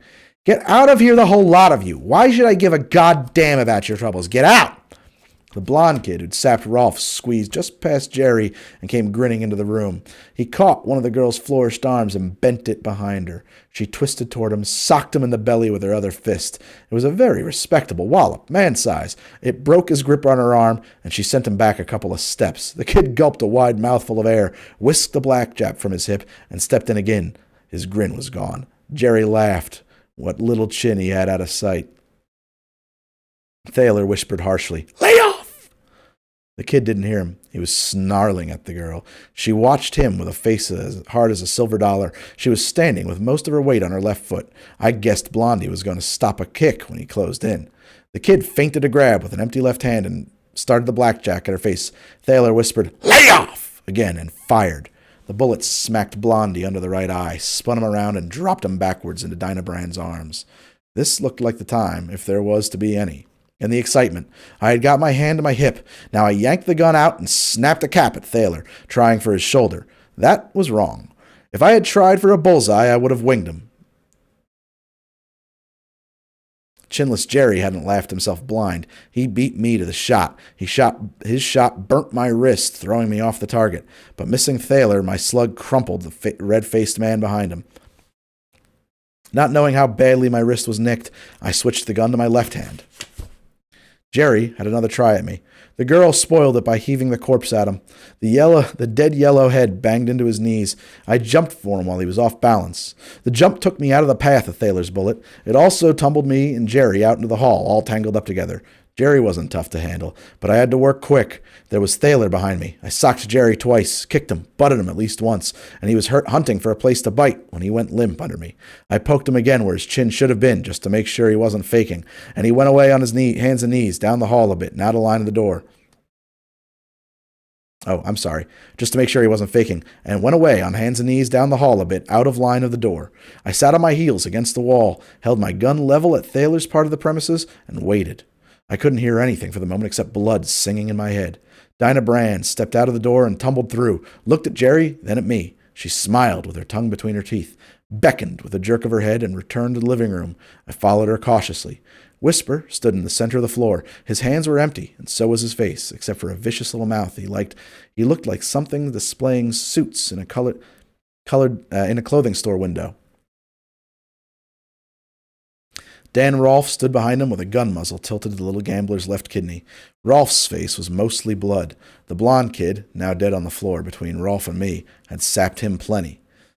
I grinned at Thaler and said, "Well, this is nice," before I saw that Rolfe had another gun, centered at my chubby middle. That wasn't so nice. But my gun was reasonably level in my hand. I didn't have much worse than an even break. Rolfe said, "Put down your pistol." I looked at Dinah. Looked puzzled, I suppose. She shrugged and told me, "Seems to be Dan's party." "Yeah? Somebody ought to tell him I don't play this way." Rolfe repeated, "Put down your pistol," I said disagreeably. "I'm damned if I will. I've shed 20 pounds trying to nab this bird. I can spare 20 more for the same purpose." Rolfe said, "I'm not interested in what's between you two, and I have no intention of either of you." Dinah Brand had wandered across the room. When she was behind Rolfe, I interrupted his speech by telling her, "If you upset him now, you're sure of making two friends, Noonan and me. You can't trust Thaler anymore, so there's no use helping him." She laughed and said, "Talk money, darling." "Dinah!" Rolfe protested. He was caught. She was behind him, and she was strong enough to handle him. It wasn't likely that he would shoot her, and it wasn't likely that anything else would keep her from doing what she decided to do. $100, I bid. "My God!" she exclaimed. "I've actually got a cash offer out of you, but not enough." 200. "You're getting reckless, but I still can't hear you." "Try," I said. "It's worth that to me to not have to shoot Rolfe's gun out of his hand, but no more than that." "You've got a good start. Don't weaken. One more bid, anyway." $200.10, and that's all, you big bum," she said. "I won't do it." "Suit yourself." I made a face at Thaler and cautioned him. "When what happens, happens. Be damned sure you keep still." Dinah cried. "Wait, are you really going to start something?" "I'm going to take Thaler out with me, regardless." 200 and a dime. "Yeah." "Dinah," Rolfe called without turning his face from me. "You won't." But she laughed, came close to his back, and wound her strong arms around him, pulling his arms down, pinning them to his sides. I shoved Thaler out of the way with my right arm and kept my gun on him. I yanked Rolfe's weapons out of his hands. Dinah turned the lunger loose. He took 2 steps toward the dining room, said wearily, "There is no," and collapsed on the floor. Dinah ran to him. I pushed Thaler through the hall door, past the still sleeping Jerry, into the alcove beneath the front stairs where I had seen a phone. I called Noonan and told him I had Thaler and where.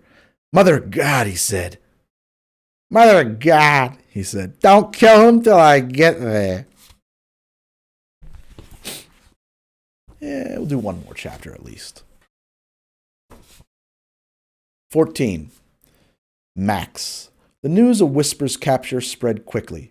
When Noonan, the coppers he had brought along, and I took the gambler and the now conscious Jerry into the city hall, there were at least 100 people standing around watching us. All of them didn't look pleased. Noonan's coppers, a shabby lot at best, moved around with whitish strained faces. If you recall, basically all of Noonan's cops work for Thaler. But Noonan was the most triumphant guy west of the Mississippi.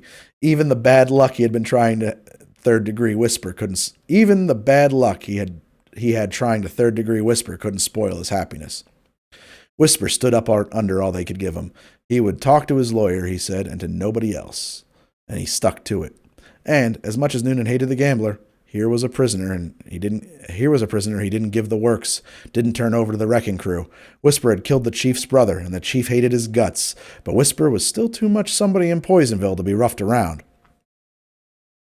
Noonan finally got tired of playing with his prisoner and sent him up. The prison was on City Hall's top floor to be stowed away. I lit another of the chief's cigars and read the detailed statement he had got from the woman in the hospital. There was nothing in it that I hadn't learned from Dinah and McSwain. The chief wanted me to come out to his house for dinner, but I lied out of it. pretending that my wrist, now in a bandage, was bothering me. It wasn't really little more than a burn. It was really little more than a burn.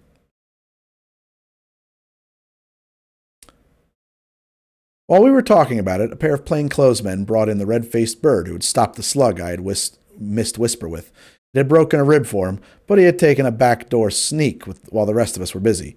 Noonan's men had picked him up at a doctor's office. The chief failed to get any information out of him and sent him off to the hospital. I got up and prepared to leave, saying, "The Brand girl gave me the tip-offs on this. That's why I asked you to keep her and Rolf out of it." The chief took hold of my left hand for the 5th or 6th time in the past couple of hours. "If you want her taken care of, that's enough for me," he assured me. "But if she had a hand in turning that bastard up, you could tell her from me that any time she wants anything, all she's got to do is name it." I said I'd tell her that and went over to my hotel thinking about the neat white bed. But it was nearly 8 o'clock and my stomach needed attention. I went to the hotel dining room and had that fixed up. Then a leather chair tempted me into stopping in the lobby while I burnt a cigar. That led to a conversation with a traveling railroad auditor from Denver who knew a man I knew in St. Louis. Then there was a lot of shooting in the street.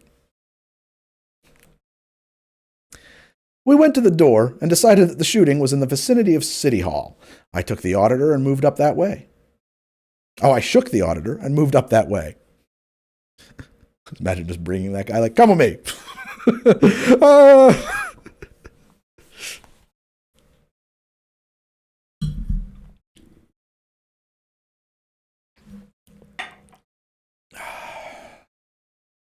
I had done 2/3 of the distance when an automobile came down the street toward me, moving fast, leaking gunfire from the rear. I backed into an alley entrance and slid my gun loose. The car came abreast. An arc light brightened 2 faces in the front of the car. The driver meant nothing to me. The upper part of the others was hidden by a pulled-down hat. The lower part was Whisper's. Across the street was the entrance to another block of my alley, lighted at the far end. Between the light and me, somebody moved just as Whisper's car roared past. The somebody had dodged from behind one shadow that might have been an ash can to another. What made me forget Whisper was that the somebody's legs had a bowed look.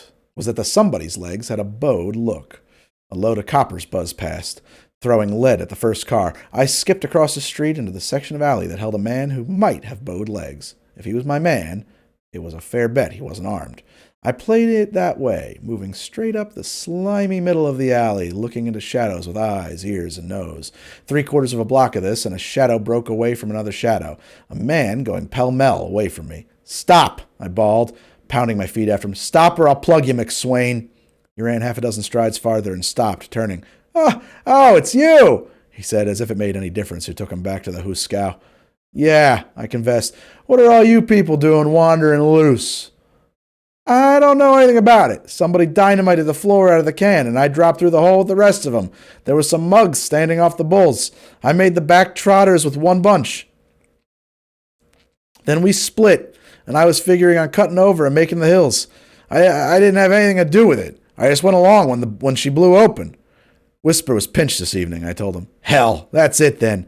Noonan ought to have known he'd never keep that guy screwed up. Not in this burg." We were standing in the alley where McSwain had stopped running. "You know what he was pinched for?" I asked. "Uh-huh, for killing Tim." "You know who killed Tim?" "Sure, he did." "You did." What's the matter, you simple?" "There's a gun in my left hand," I warned him. "But look here. He didn't tell the broad that Whisper done it. What's the matter with you?" Oh, sorry, I'm backwards. "But look here, didn't he tell the broad Whisper done it? What's the matter with you?" "He didn't say Whisper. I've heard women call Thaler Max, but I've never heard a man here call him anything but Whisper. Tim didn't say Max. He said Max, the first part of McSwain, and died before he could finish it. Don't forget about the gun." "What would I have killed him for? He was after Whispers." "I haven't got around to that yet," I admitted, "but let's see. You and your wife had busted up. Tim was a ladies' man, wasn't he? Maybe there's something there. I'll have to look it up. What started me thinking about it was you never tried to get any more money out of the girl." "Cut it out," he begged.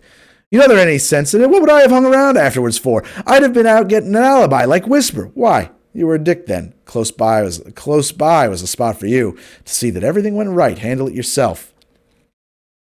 You know damn well we didn't hang together. Don't make sense. Cut it out, for God's sake. I don't mind how goofy it is, I said. It's something to put to Noonan when we get back. He's likely all broke up over Whisper's crash out. This'll take his mind off it. McSwain got down on his knees in the muddy alley and cried, "Oh, Christ, no! He'd croak me with his hands!" "Get up and stop yelling," I growled. "Now will you give it to me straight?" He whined. "He croaked me with his hands." "Suit yourself. If you won't talk, I will," to Noonan. "If you'll come through to me, I'll do what I can for you." "What can you do?" he asked hopelessly and started sniffling again. "How do I know you'll try to do anything?" I risked a little truth on him. "You said you had a hunch what I'm up to here in Poisonville. Then you ought to know that it's my play to keep Noonan and Whisper split. Letting Noonan think Whisper killed Tim will keep them split. But if you don't want to play with me, come on, we'll play with Noonan." "You mean you won't tell him?" he asked eagerly. "You promise?" "I promise you nothing." I said, "Why should I? I've got you with your pants down. Talk to me or Noonan and make up your mind quick. I'm not going to stand here all night." He made up his mind to talk to me. "I don't know how much you know, but it was like you said. My wife fell for Tim. That's what put me on the tramp. You can ask anybody if I wasn't a good guy before that. I was this way. What she wanted, I wanted her to have. Mostly what she wanted was tough on me, but I couldn't be any other way. We'd have been a damn sight better off if I could. So I let her move out into divorce papers so she could marry him, thinking he meant to. Pretty soon I'd begin hearing he'd been chasing this Myrtle Jensen. I couldn't go that. I'd given him his chance with Helen fair and square, and now he was giving her the air for this Myrtle. I wasn't going to stand for that. Helen was no hanky-panky. It was accidental, though, running into him at the lake that night. When I saw him go down to them summer houses, I went after him. It looked like a good quiet place to have it out. I guess we both been having a little something to drink. Anyway, we had it hot and heavy. When it got too hot for him, he pulled the gun. He was yellow. I grabbed it, and in the tussle, it went off. I swear to God, I didn't shoot him except like that. It went off with the both of us with our hands on it. I beat it back in some bushes. When I got in the bushes, I could hear some moaning and talking. There's people coming. A girl running down from the hotel, that Myrtle Jensen. I wanted to go back and hear what Tim was saying, so I'd know where I stood. But I was leery of being the first one there, so I had to wait till the girl got to him, listening all the time to his squawking, but too far away to make it out. When she got to him, I ran over and got there just as he died, trying to say my name. I didn't think anything about being Whisper's name until she propositioned me with the suicide letter. The 200 and the rock, with the suicide letter, the 200 and the rock. I'd just been stalling around, pretending to get the job lined up, being on the force then, and trying to find out where I stood. Then she makes the play, and I know I'm sitting pretty. And that's the way it went till you started digging it up again. He slopped his feet down, up and down in the mud, and added, "Next week, my wife got killed. An accident. Oh, an accident. She drove the Ford square in front of number 6 where it comes down the long grade from Tanner and stopped it there." "Is Mock Lake in this county?" I asked. "No, Boulder County. That's out of Noonan's territory. Suppose I take you over there and hand you to the sheriff." "No, he's Senator Kiefer's son-in-law, Tom Cook. I might as well be here. Noonan could get me through Kiefer." "If it happened the way you say, you've got at least an even chance of beating the rap in court." "They won't give me the chance. I'd have stood it if there'd been a chance in the world of getting an even break, but not with them." "We're going back to the hall," I said. "Keep your mouth shut." Noonan was waddling up and down the floor, cursing the half a dozen bulls who stood around wishing they were someplace else. "There's something I found roaming around," I said, pushing McSwain forward. Noonan knocked the ex-detective down, kicked him, and told one of the coppers to take him away. Somebody called Noonan on the phone. I slipped out without saying good night and walked back to the hotel. Off to the north, some guns popped. A group of 3 men passed me, shifty-eyed, walking pigeon-toed. A little farther along, another man moved all the way over to the curb to give me plenty of room to pass. I didn't know him and didn't suppose he knew me. A lone shot sounded not far away. As I reached the hotel, a battered black touring car went down the street, hitting 50 at least, crammed to the curtains with men. I grinned after it. Poisonville was beginning to boil out under the lid, and I felt so much like a native that even the memory of my own very unnice part in this boiling didn't keep me from getting 12 solid end-to-end hours of sleep.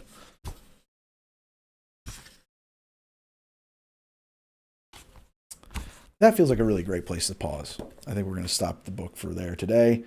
Probably we'll finish this one up in one more session. We can, if you guys have any thoughts you want to share or discussion to have about the book. I don't know how book clubs work. I don't think they normally involve somebody reading to you over camera. It's a little different. But, boy, that's a good stretch. Oh, man. Oof. So, good question, Seaboat. We're reading Red Harvest by Dashiell Hammett. It's glared up there. Red Harvest by Dashiell Hammett. This is, as I've mentioned a few times, the first novel, first full-length novel that Dash wrote. That's him on the back cover there. Kind of the inventor of hard-boiled detective fiction. The idea of noir certainly can't exist without the work of Dashiell Hammett, although this predates noir cinema by 2 decades. This is the first novel he wrote. He had written a lot of short stories about this character. The main character is called the Continental Op. He has no first name. We don't know who he is. And you can buy them in collections. They're great and short and wonderful. Is this in a film version anywhere? That's a great question, actually. There is no direct adaptation of this book, but there are a couple of sideways adaptations, and I'll talk about those in a second. But as far as I know, there is no film of Red Harvest. There probably should be.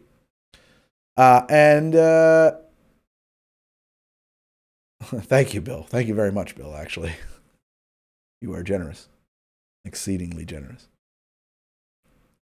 It is a PI story. So the main character is a detective with the Continental Detective Agency, which is Dashiell Hammett's made-up version of the Pinkertons.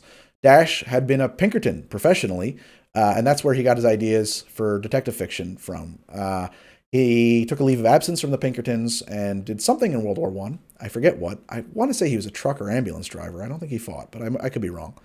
And when he came back, was assigned to clean up with the Pinkertons in Butte after the Anacott mine strike, which was one of the most brutal mine strike wars in American history, right up there with like Bleeding Harlan and stuff like that, where the Pinkertons were employed as a personal strike-breaking force. And like I want people to be clear too, like when we talk about mine strikes or like Union actions of the early 20th century and describe them as a war, if you're not super familiar, I mean, we mean that exceedingly literally. Like they were Browning machine guns employed en masse in the streets. Hundreds of people were killed.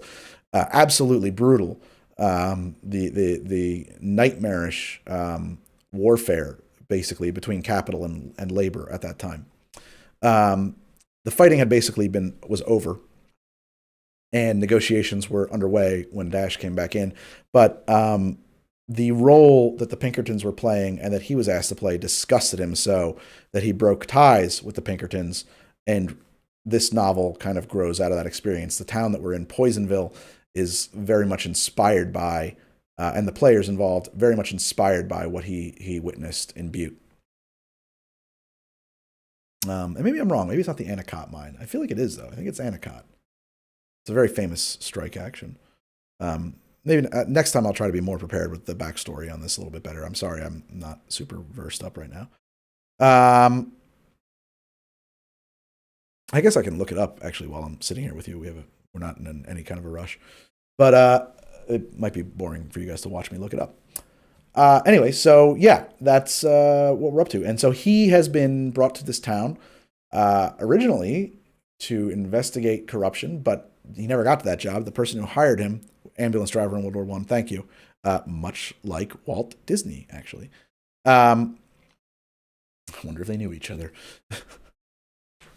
No, he had been brought into town here to investigate corruption at the behest of Donald Wilson, editor of the local newspaper, son of mine magnate Elihu Wilson, who owns everything in town.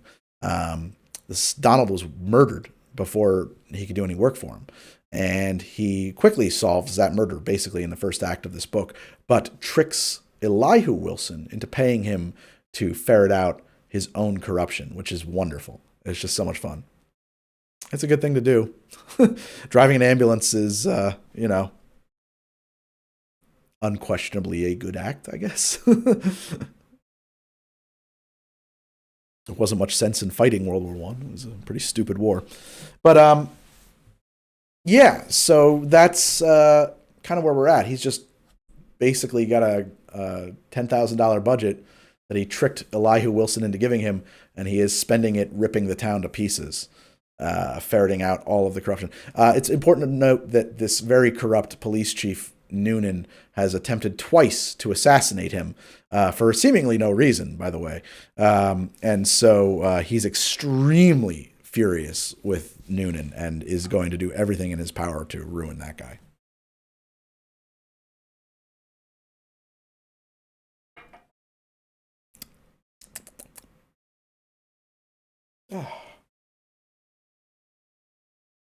And so that's where we're at. Other stuff that Dashiell Hammett wrote that you may have heard of: The Maltese Falcon, The Glass Key.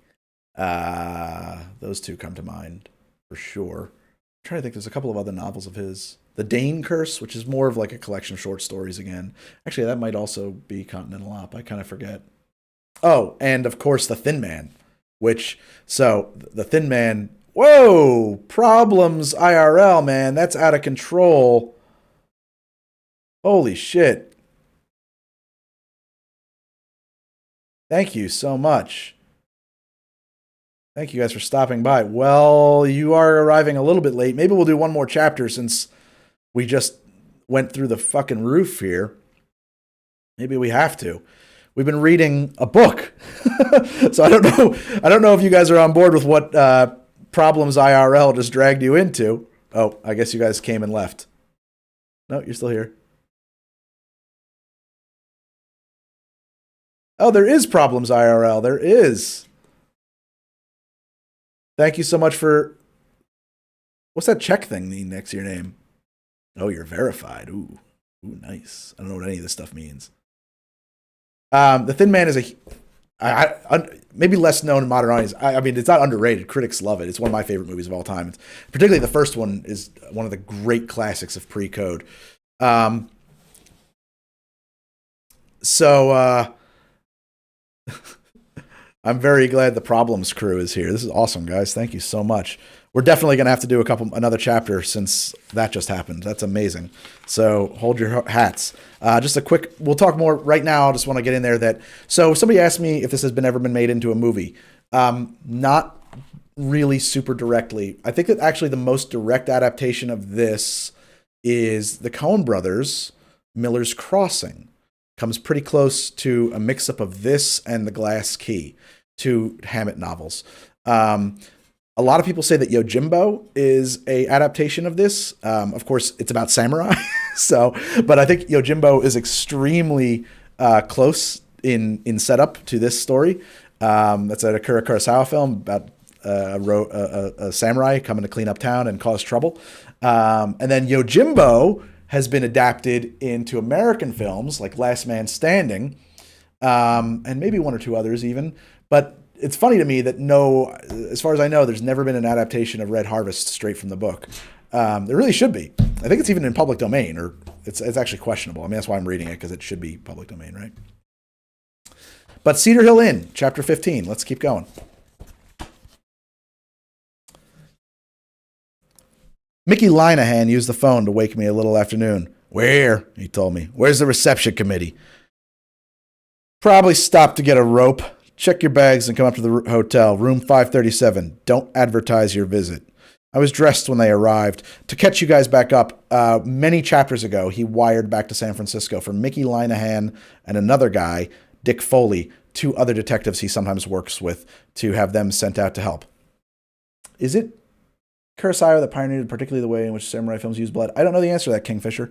It's possible. Certainly, they were pretty wildly bloody, right? But I'm going to have to drive on here. I was dressed when they arrived.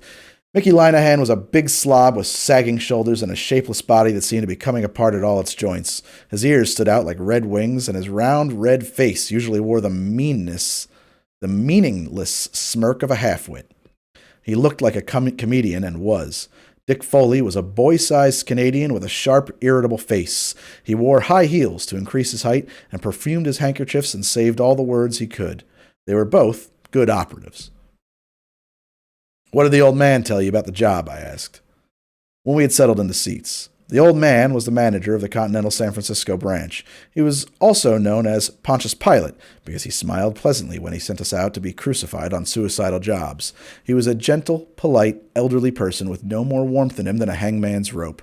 The agency's wits said he could spit icicles in July. He didn't seem to know much about what it was about," Mickey said, "except that you'd wired for help. He said he hadn't gotten any reports from you for a couple of days. Chances are he'll wait a couple more. You know anything about this Personville?" Dick shook his head. Mickey said, "Only that I've heard parties call it Poisonville like they meant it." I told them what I knew and what I had done. The telephone bell interrupted my tale in the last quarter. Dinah Brand's lazy voice, "Hello. How's the wrist?" "Only a burn. What do you think of the crush out?" "It's not my fault," she said. "I did my part. If Noonan couldn't hold him, that's just too bad.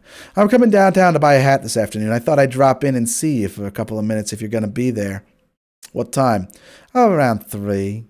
"Right. I'll expect you. And you'll have that 200 and a dime I owe you." "I'll have that 200 and a dime I owe you." "Do," she said. "That's what I'm coming in for. Ta-ta." I went back to my seat and my story. When I had finished, Mickey Linehan whistled and said, "No wonder you're scared to send in any reports. The old man wouldn't do much if he knew what you'd been up to, would he?" "If it works out the way I want it to, I won't have to report all the distressing details," I said. "It's right enough for the agency to have rules and regulations, but when you're out on a job, you've got to do it the best way you can, and anybody that brings any ethics to Poisonville is going to get them all rusty. A report is no place for the dirty details anyway, and I don't want you birds sending any writing back to San Francisco without letting me see it first." "What kind of crimes have you got for us to pull?" Mickey asked. "I want you to take Pete the Finn. Dick will take Lou Yard, and you'll have to play it the way I've been playing. Do what you can when you can. I've an idea that the pair of them will try to make Noonan let Whisper alone. I don't know what he'll do. He's shifty as hell, and he does want to even up his brother's killing." "After I take this finished gent," Mickey said, "what do I do with him? I don't want to brag about how dumb I am, but this job is just plain as astronomy to me. I understand everything about it except what you've done and why you're doing it and how. You can start off by shadowing him. I've got to have a wedge that can be put between Pete and Yard. Yard and Noonan, Pete and Noonan. Pete and Thaler, or Yard and Thaler. If we can smash things up enough, break the combination, they'll have their knives in each other's backs doing our work for us. The break between Thaler and Noonan is a starter, but it'll sag on us if we don't help it along. I could buy more dope on the whole lot from Dinah Brand, but there's no use taking anybody into court, no matter what you've got on them. They own the courts, and besides, the courts are too slow for us now. I've got myself tangled up in something, and as soon as the old man smells it, and San Francisco isn't far enough away to fool his nose, he's going to be sitting on the wire asking for explanations. I've got to have results to hide the details under, so evidence won't do. What we've got to have is dynamite. "What about our respected client, Mr. Elihu Wilson?" Mickey asked. "What are you planning to do with him? Do with or to him? Maybe ruin him. Maybe club him into backing us up. I don't really care which. You better stay at the hotel, Person. You'd better stay at the Hotel Person, Mickey, and Dick can go to the National. Keep apart. And if you want to keep me from being fired, burn the job up before old man tumbles. Better write these down." I gave them names, descriptions, and addresses when I had them. Of Elihu Wilson, Stanley Lewis, his secretary, Dinah Brand, Dan Rolfe, Noonan, Max Thaler, alias Whisper, his right-hand man, the chinless Jerry, Mrs. Donald Wilson, Lewis's daughter, who had been Donald Wilson's secretary, and Bill Quint, Dinah's radical ex-boyfriend. "Now hop to it," I said, "and don't kid yourselves that there's any law in Poisonville except for what you make yourself."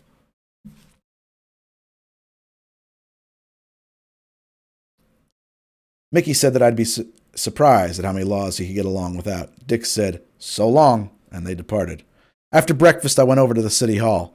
Noonan's greenish eyes were bleary as if they hadn't been sleeping, and his face had lost some of its color. He pumped my hand up and down as enthusiastically as ever, and the customary amount of cordiality was in his voice and manner. Any line on the... Oh, sorry. Wrong character. Any line on the whisper? I asked when he finished the glad handing. Think I've got something. He looked at the clock on the wall and then on his phone. I'm expecting word any minute now. Sit down. Who else got away? Jerry Hooper and Tony Agosti. The only ones we are still out. We picked up the rest. Jerry is Whisper's man Friday, and the Wop's one of his mobs. He's the bozo that put the knife in Ike Bush the night of the fight. Any more of Whisper's mob in? Nah. We just had 3 of them, except Buck Wallace, the fella you potted. He's in the hospital. The chief looked at the wall clock and again at his watch. It was exactly 2 o'clock. He turned to the phone. It rang. He grabbed it, said, Noonan talking. Yes. Yeah. Yes. Right. He pushed the phone aside and played a tune on the row of pearl buttons on his desk. The office filled up with coppers. Cedar Hill Inn, he said. You follow me out with your details, Bates. Terry, shoot out Broadway. And hit the dump from behind. Pick up the boys on traffic duty as you go along. It's likely we'll need everybody we can get. Duffy, take yours out Union Street and around by Old Mine Road. McGraw will hold headquarters down. Get a hold of everybody you can and send them after us. Jump! He grabbed his hat and went after them, calling over his thick shoulder to me. Come on, man, this is the kill. I followed him down to the department garage where the engines of half a dozen cars were roaring. The chief sat beside his driver. I sat in back with 4 detectives. Men scrambled into other cars. Machine guns were unwrapped. Armloads of rifles and riot guns were distributed, and packages of ammunition. The chief's car got away first, off with a jump that hammered our teeth together. We missed the garage door by half an inch, chased a couple of pedestrians diagonally across the sidewalk, bounced off the curb onto the roadway, missed a truck narrowly as we had missed the door, and dashed out King Street with our siren wide open. Panicky automobiles darted right and left, regardless of traffic rules, to let us through. It was a lot of fun. I looked back, saw another police car following us, a third turning onto Broadway. Noonan chewed a cold cigar and told the driver, Give her a bit more, Pat. Pat twisted us around a frightened woman's coupe, put us through a slot between a streetcar and a laundry wagon, a narrow slot that we couldn't have slipped through if our car hadn't been so smoothly enameled, and said, All right, but the brakes ain't so good. That's nice. That's nice, the gray-mustached sleuth on my left said. He didn't sound sincere. Out of the center of the city, there wasn't much traffic to bother us, but the paving was rougher. It was a nice half-hour's ride with everybody getting a chance to sit in everybody else's lap. The last 10 minutes of it was over an uneven road that had hills enough to keep us from forgetting what Pat had said about the brakes. We wound up at a gate topped by a shabby electric sign that had said Cedar Hill Inn before it lost its globes. The roadhouse, 20 feet behind the gate, was a squat wooden building painted a moldy green and chiefly surrounded by rubbish. Front door and windows were closed, blank. We followed Noonan out of the car. The machine that had been trailing us came into sight around a bend in the road, slid into rest beside ours, and unloaded its cargo of men and weapon. Noonan ordered this and that. A trio of coppers went around each side of the building. 3 others, including a machine gunner, remained by the gate. The rest of us walked through tin cans, bottles, and ancient newspaper to the front of the house. The gray-mustached detective who had sat beside me in the car carried a red axe. We stopped on the porch.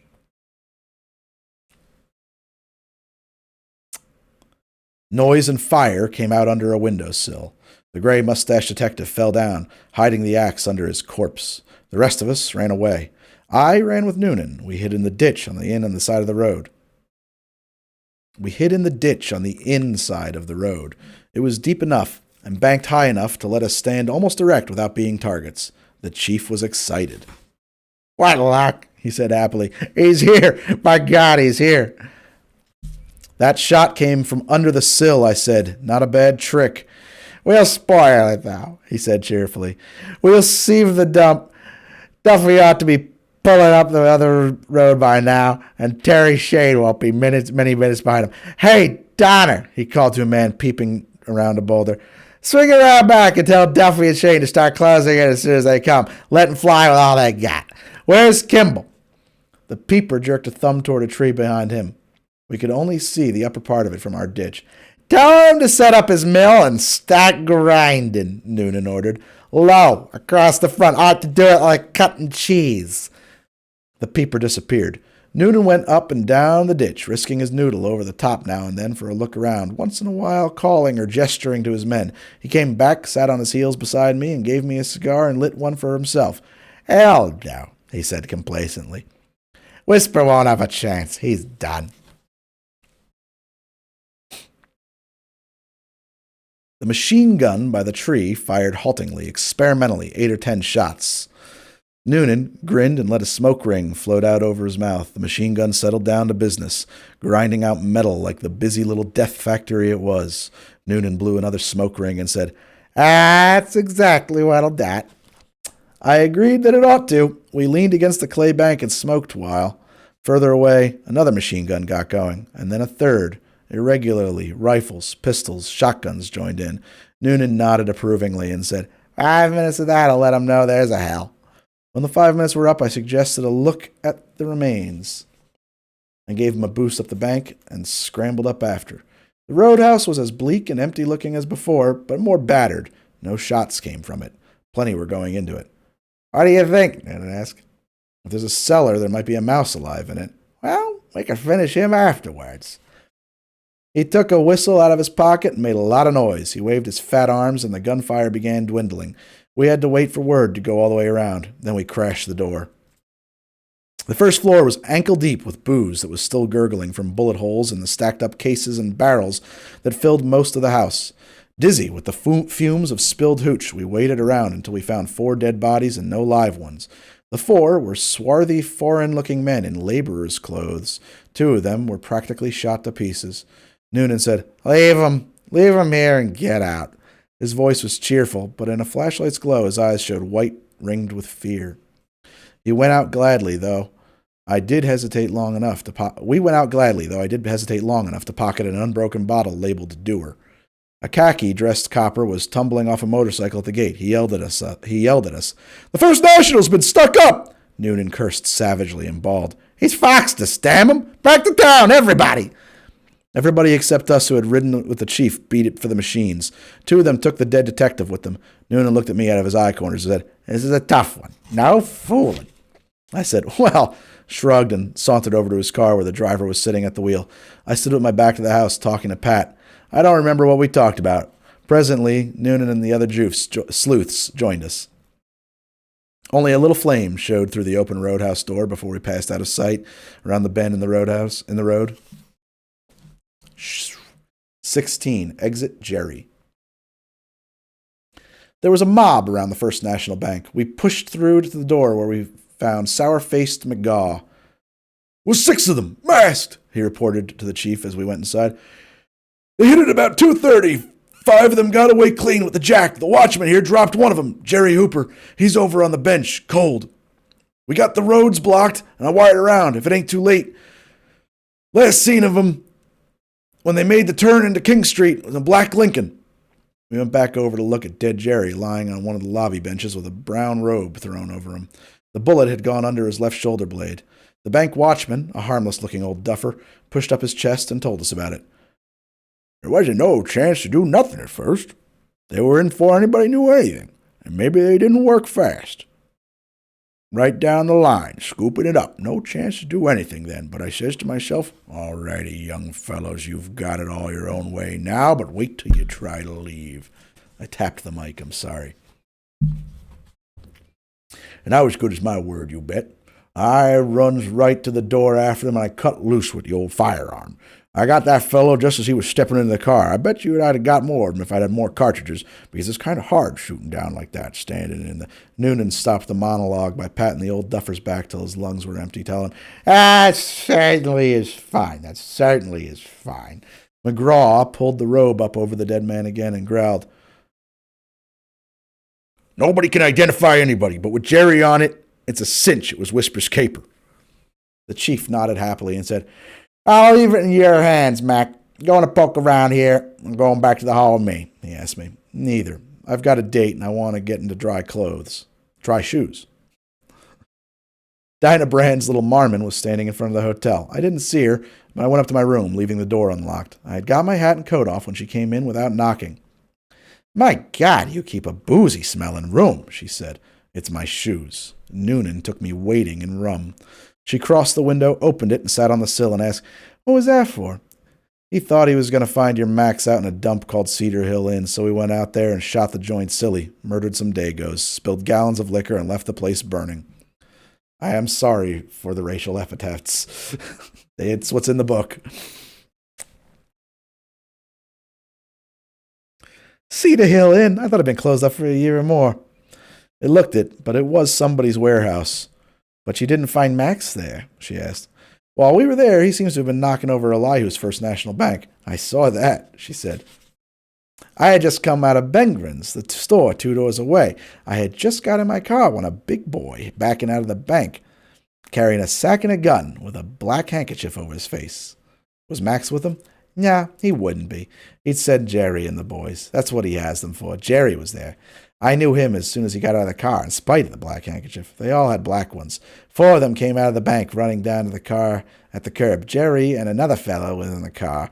When the 4 came across the sidewalk, Jerry jumped out and went to meet him. That's when the shooting started, and Jerry dropped. The others jumped in the bus and lit out. How about that dough you owe me?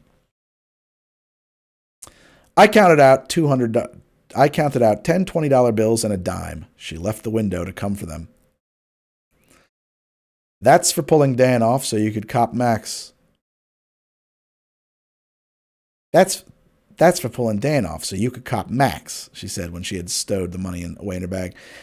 Now, how about what I was going to get for showing you where you could turn up the dope for his killing of Tim Noonan? You'll have to wait till he's indicted. How do I know the dope's any good? She frowned and asks, What do you do with the money you don't spend? Her face brightened. You know what Max is now? No. What's it worth to know? Nothing. I'll tell you for $100. I wouldn't want to take advantage of you that way. I'll tell you for $50. I shook my head. 25. I don't want him, I said. I don't care where he is. Why don't you peddle the news to Noonan? Yeah, and try to collect. Do you only perfume yourself with booze, or is there any for drinking purposes? Here's a bottle of so-called Dewar that I picked up at Cedar Hill this afternoon. There's a bottle of King George in my bag. What's your choice? She voted for King George. We had a drink apiece, straight, and I said, Sit down and play with it while I change clothes.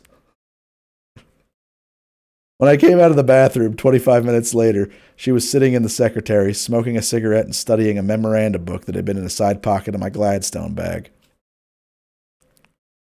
I guess these are the expenses you've charged up on other cases, she said without looking up. I'm damned if I can see why you can't be more liberal with me. Look, here's a $600 item marked INF dot. That's information you bought from somebody, isn't it? And here's $150 below it, top, whatever that is. And here's another day where you spent nearly $1,000. They must be telephone numbers, I said, taking the book from her. Where were you raised? Fanning my baggage. I was raised in a convent, she told me. I won the Good Behavior Prize every year I was there. I thought little girls who put extra spoons of sugar in the chocolate went to hell for gluttony. I didn't even know there was such a thing as profanity until I was 18. The first time I heard any, I damn near fainted. She spit on the rug in front of her, tilted her chair back, and put her crossed feet on my bed and asked, What do you think of that? I pushed her feet off the bed and said, I was raised in a waterfront saloon. Keep your saliva off my floor or I'll toss you on your neck. Let's have another drink first. Listen, what do you give me for the inside story how the boys didn't lose any money building the city hall? The story that was in the papers. I sold Donald Wilson. That doesn't click with me. Try another. How about why the Mrs. Lou Yard was sent to the insane asylum? No. King, our sheriff, $8,000 in debt 4 years ago. Now the owner of as nice a collection of downtown business blocks as you'd want to see. I can't give you all of it, but I can show you where to get it. Keep trying, I encourage her. No. You don't want to buy anything. You're just hoping you'll pick up something for nothing. Hey, this isn't bad scotch. Where'd you get it? Brought it in from San Francisco with me. What's the idea of not wanting any of this information I'm offering? Think you can get it cheaper? Information of that kind is not much good to me now. I've got to move quick. I need dynamite, something to blow them apart.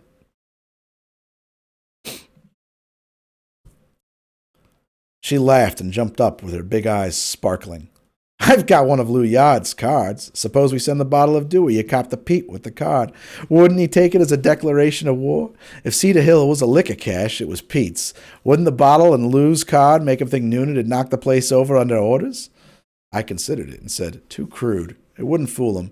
Besides, I'd just as leave have Pete and Lou both against the chief at this stage.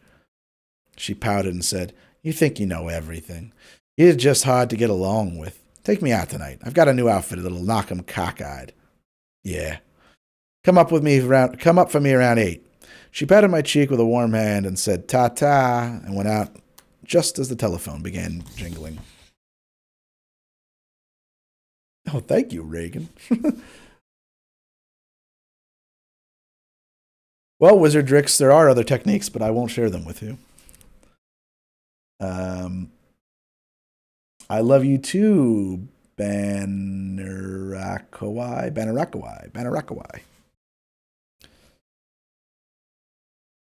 My cinch and dicks are together at your client's joint, Mickey Linehan reported over the wire. Mine's been generally busier than a hustler with 2 bunks, though I don't know what the score is yet. Anything new?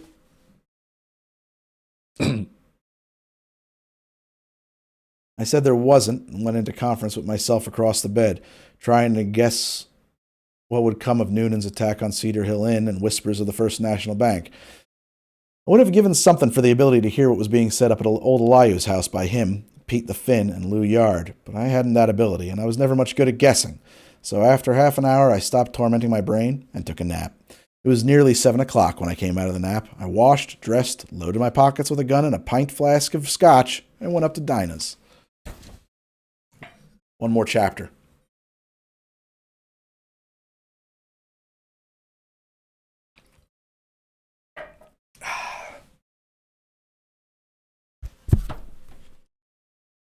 "17. Reno. She took me into her living room, backed away from me, revolved, and asked how I liked the new dress. I said I liked it. She explained that the color was rose beige and that the dinguses on the side were something or other, winding up. And you really think I look good in it? You always look good, I said. Lou Yard and Pete the Finn were calling on old Elihu this afternoon. She made a face at me and said, You don't give a damn about my dress. What do they do there? A powwow, I suppose. She looked at me through her lashes and asked, Don't you really know where Max is? Then I did.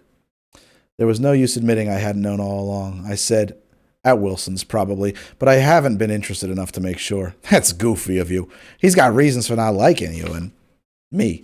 Take Mama's advice and nail him quick if you like living and like having Mama live too. I laughed and said, You don't know the worst of it. Max didn't kill Noonan's brother. Tim didn't say Max. He tried to say Max Swain and died before he could finish.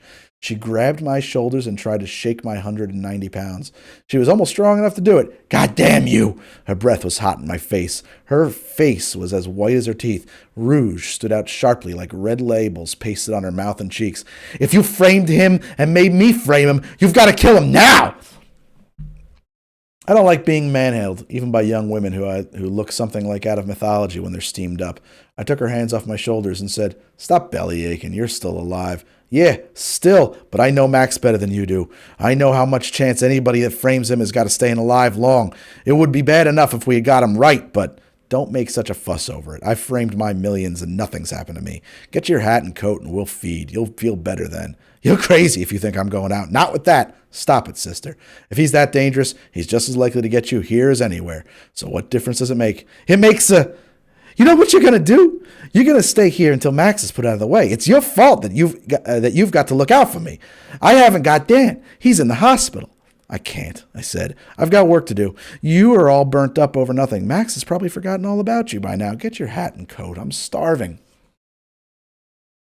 She put her face close to mine again. Her eyes looked as if they had found something horrible in mine. Oh, you're rotten, she said. You don't give a damn what happens to me. You're using me as the others. That dynamite you wanted. I trusted you. You're dynamite, all right, but the rest of it's kind of foolish.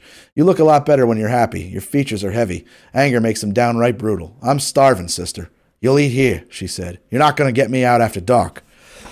A little tickle. Excuse me. She meant it. She swapped the rose beige dress for an apron and took an inventory of the icebox. There were potatoes, lettuce, canned soup, half a fruitcake. I went out and got a couple of steaks, rolls, asparagus, tomatoes. When I came back, she was mixing gin, vermouth, and orange bitters in a quart shaker, not leaving a lot of space for them to move around in. I paused to point out that this is the 1920s and we're making a martini with gin, vermouth, and orange bitters the way it must be made. Did you see anything? She asked. I sneered at her in a friendly way. We carried the cocktails into the dining room and played bottoms up while the meal cooked. The drinks cheered her a lot. By the time we sat down to the food, she had almost forgotten her fright. She wasn't a very good cook, but we ate as if she were. We put a couple of gin ginger ales in on top of the dinner. She decided she wanted to go places and do things. No lousy little runt would keep her cooped up, because she had been square with him as anybody could be until he got nasty over nothing. And if he didn't like what she did, he could go climb trees or jump in lakes. And we'd go out to the Silver Arrow, where she'd meant to take me, because she had promised Reno she'd show up at his party, and by God she would, and anybody who thought she wouldn't was crazy as a pet cuckoo. And what did I think of that?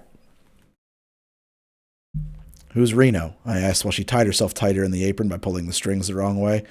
Reno Starkey, you're going to like him. He's a right guy. I promised to show up at his celebration, and that's just what I'll do. What's he celebrating? What's the hell the matter with this lousy apron? He was sprung this afternoon. Turn around, I'll unwind you. What was he in for? Stand still. Blowing a safe 6 or 7 months ago. Turlock's the jeweler. Reno put Collings, Blackie Whalen, Hank O'Mara, and a little lame guy called Step and a Half. They had plenty of cover, Lou Yard, but the Jewelers Association dicks tied the job to them last week, so Noonan had to go through the motions. It doesn't mean anything. They got out on bail at 5 o'clock this afternoon, and that's the last anybody will ever hear about it. Reno's used to it. He was already out on bail for 3 other capers. Suppose you mix another little drink while I'm inserting myself in the dress. The Silver Arrow was halfway between Personville and Mock Lake. It's not a bad dump, Dinah told me as her little Marmon carried us toward it. Polly Devato is a good scout, and anything she sells is good, except maybe the bourbon. That always tastes a little bit like it'd been drained off a corpse. You'll like her, though. You can get away with anything out here so long as you don't get noisy. She won't stand for noise. There it is. See the red and blue lights through the trees? We rode out of the wood into full view of the roadhouse, a very electric-lighted imitation castle set close to the road. Imitation castle set close to the road. What do you mean she won't stand for the noise? I asked, listening to the chorus of pistols singing bang, bang, bang. Something's up, the girl muttered, stopping the car. 2 men, dragging a woman between them, ran out of the roadhouse's front door and ran away into the darkness. A man sprinted out a side door. The guns sang on. I didn't see any flashes. Another man broke out and vanished around the back. A man leaned far out a second-story window and with a black gun in his hand. Dinah blew her breath out sharply. From a hedge by the road, a flash of orange pointed briefly up at the man in the window. His gun flashed downward. He leaned farther out. No second flash came from the hedge. The man in the window put a leg over the sill, bent, hung by his hands, and dropped. Our car jerked forward. Dinah's lower lip was between her teeth. The man who had dropped from the window was gathering himself up on his hands and knees. Dinah put her face in front of mine and screamed, "Reno!" The man jumped up, his face to us. He made the road in 3 leaps, and we got to him. Dinah and the little Marmon wide open before Reno's feet were on the running board beside me. I wrapped my arms around him and damn near dislocated them holding him on. He made it as tough as he could for me by leaning out to try a shot at the guns that were tossing lead all around us. Then it was all over. We were out of range, sight, and sound of the Silver Arrow speeding away from Personville. Reno turned around and did his own holding on. I took my arms in and found that all the joints still worked. Dinah was busy with the car. Reno said, "Thanks, kid. I needed pulling out." "That's all right," she told him. "What? So that's the kind of parties you throw?" "We had guests that wasn't invited. You know the Tanner Road?" "Yes." "Take it. It'll put us over Mountain Boulevard and we can get away that way." The girl nodded, slowed up a little, and asks, "So who are the uninvited guests?" "Some plugs that don't know enough to leave me alone." "Do I know them?" she asked, too casually as she turned the car into a narrower, rougher road. "Let it alone, kid," Reno said. "Better get as much out of the heap as it's got." She prodded another 15 miles an hour out of the Marmon. She had plenty to do now, holding the car to the road, and Reno had plenty to do, holding himself to the car. Neither of them made any more conversation until the road brought us into one that had more and better paving. Then he asked, "So you paid Whisper off?" "Uh-huh."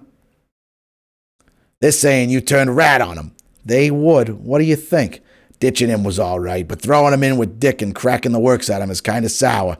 Damn sour, if you ask me." He looked at me while he said it. He was a man of 34 or 5, fairly tall, broad, and heavy without fat.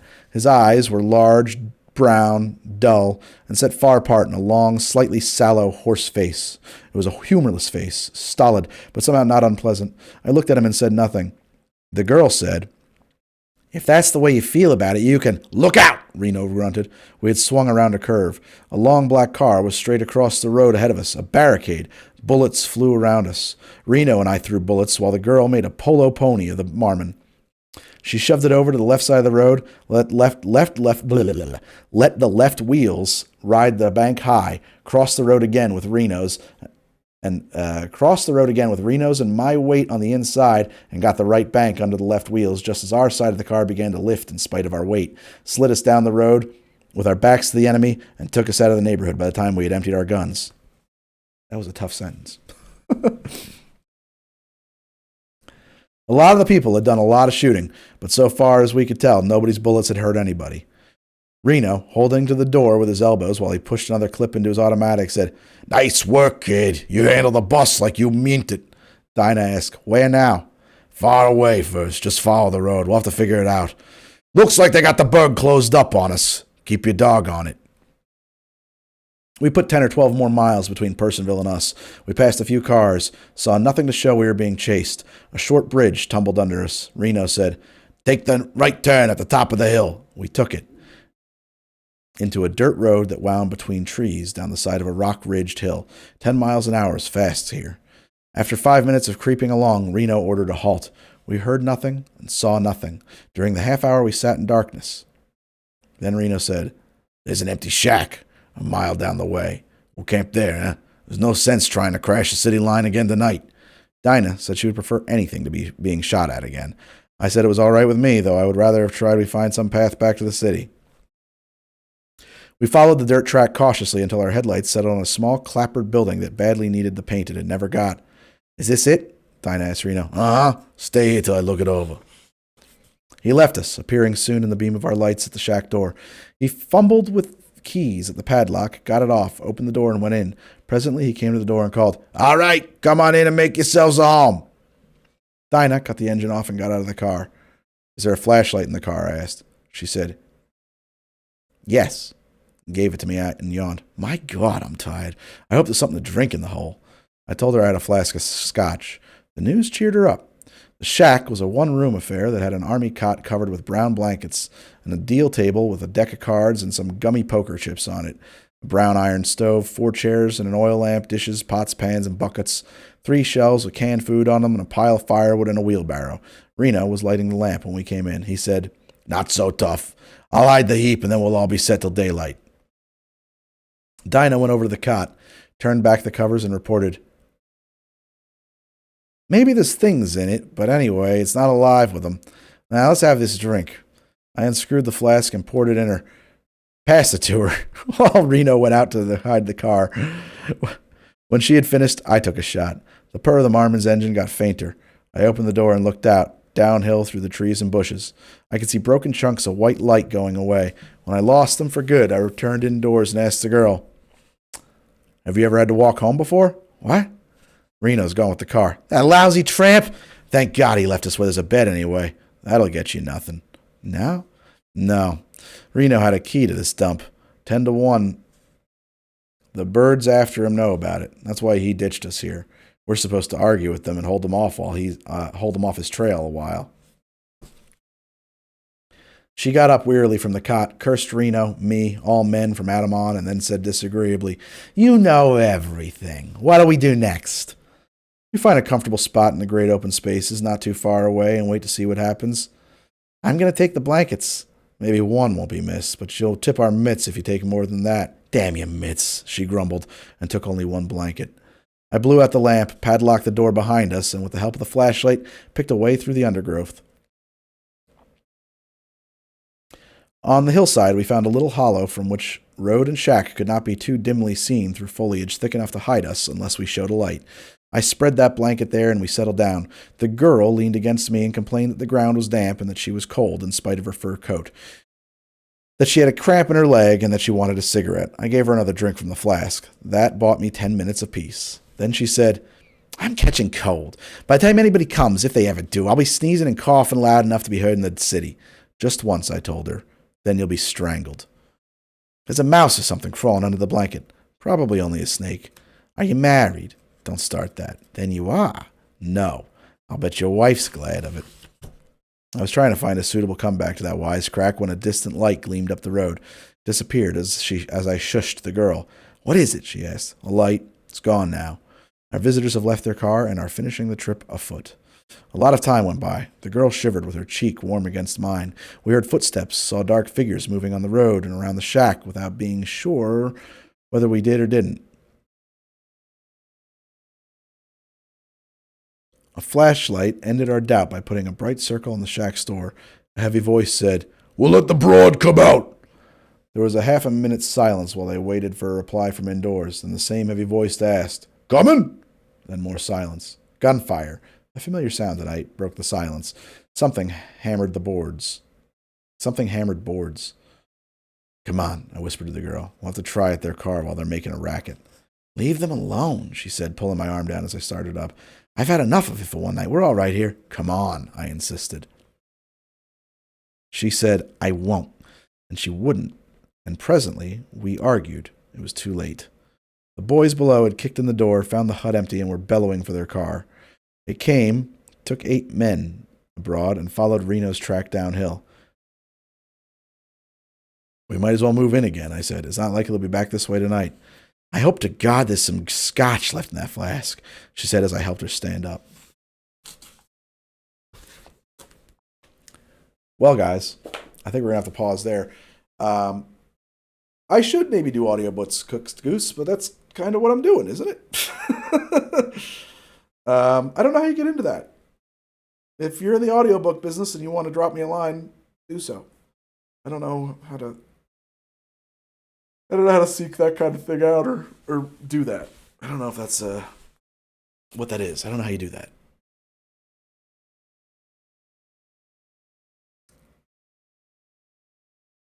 So, for those of you who have just popped by, the book is Red Harvest by Dashiell Hammett.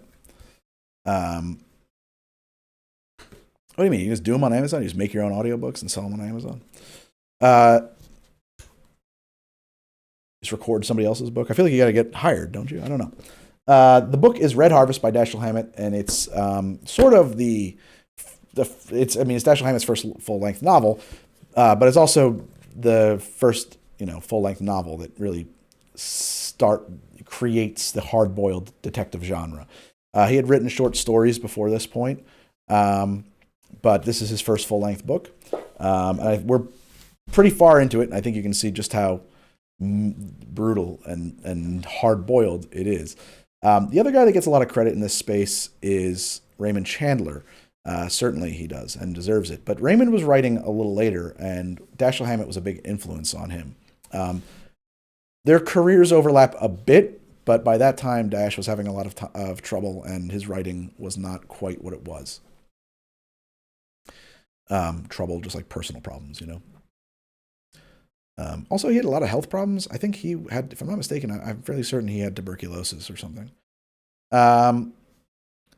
But we've been doing this for about 2.5 hours, which is probably about as long as I can go. Honestly, I wanted to stop a while ago, but our very good friend Problems in Real Life happened to stop by, apparently become a subscriber, man. Thank you. And bring a huge rating party. So if you're here with Problems, welcome to my stream.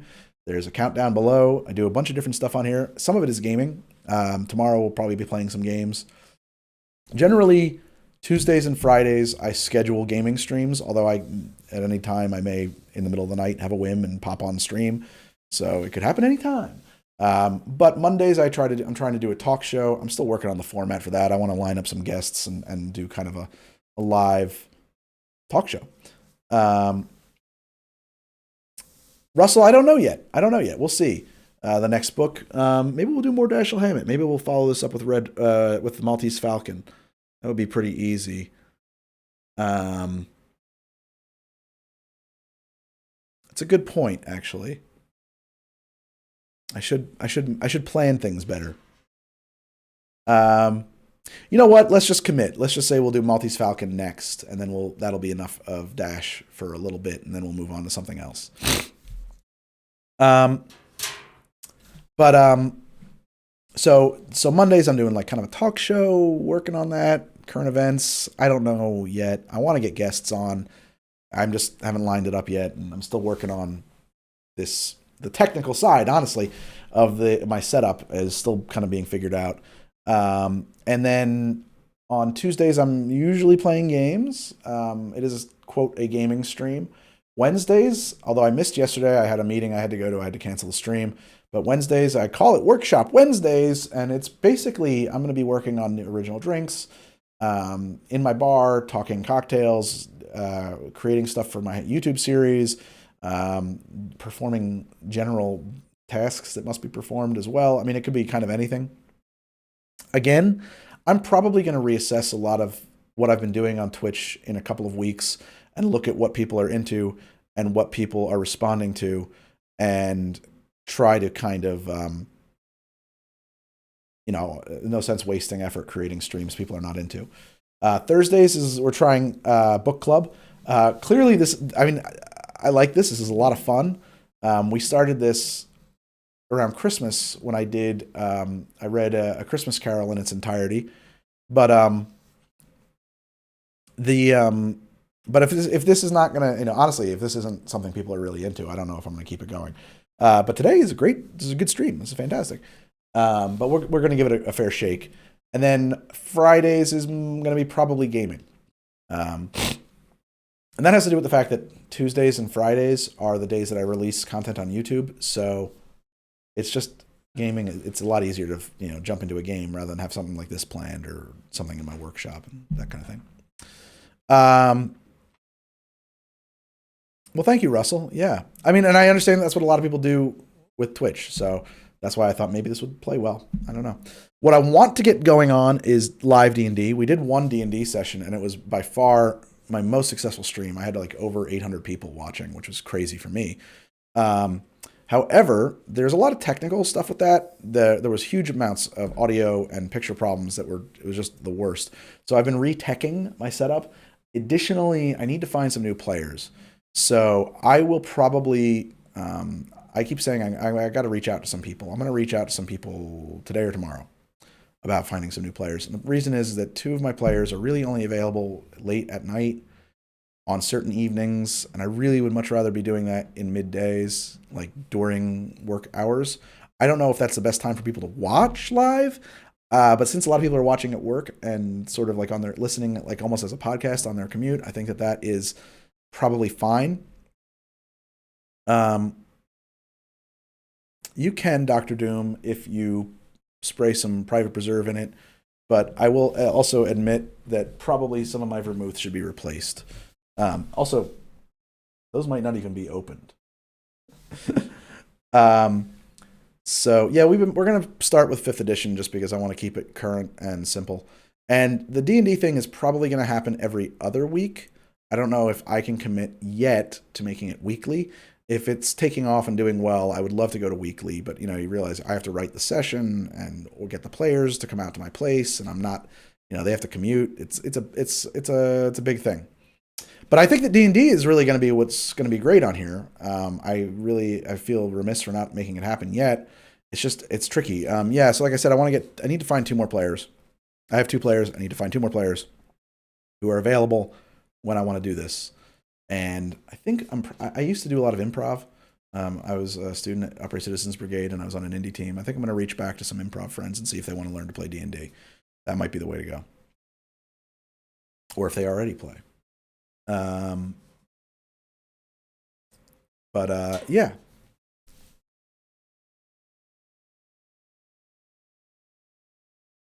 And if there's any other questions, I'll hang out for a couple of minutes here, if you guys don't mind. And we'll wrap. I'll wrap with you. I think that's what the kids say. I got to create a bunch of new, what do you call it? Emotes and reward levels and all that stuff. I have tons. I have like 15 or 18 emotes now to create. I would love to still be doing Improv Mary. I haven't in a while, unfortunately. I kind of my team. I was on a team that was regularly performing in New York. We had a weekly show at the Pit, and we were performing a couple of other theaters. But honestly, it's tough, man. I don't think anybody was quite as into it as I was, and people were losing interest, and the team sort of fell apart, and it just was like it was more effort to pull everybody together to make it happen than it was worth. You know, I had a kid and I had other things going on, and I just couldn't pour any more effort into it at that point. It sucks because it was so much fun. I really loved it, and I feel like we were just really getting the ball rolling on building a following and kind of a presence in the New York indie scene. But oh well.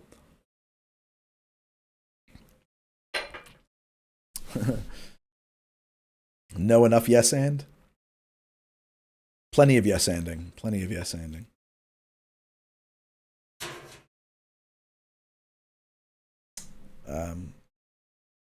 Yeah.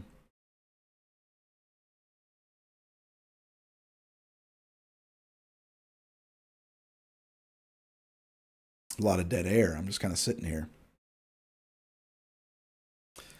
But I am going to have to pop off here. I got a lot of work to do on tomorrow's episode, which is it's going to be a break. I've done a lot of video game and pop culture inspired episodes the past few weeks. Tomorrow we are making a espresso martini 2 ways. So I will see you guys on YouTube tomorrow, and I'll be back on Twitch. But thank you guys so much for coming by. And if you want to see part 1, if you missed part 1 of Red Harvest, it's there in the VODs. And of course, it will eventually be public on H2D2, which you will find a link to in my panels under the video. So I keep hitting this stupid table.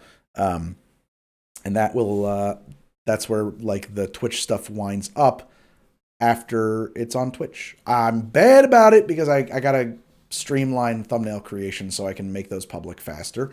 So I may have to like take a couple of days off of like active streaming just to like do some back end stuff and get things kind of up and running a little smoother. But if that's what's necessary, that's what's necessary. We'll see. Or maybe I'll just stream doing a bunch of like really mundane. Maybe that'll be what we do Workshop Wednesday. It won't be making drinks. It'll be like making thumbnails and stuff. But all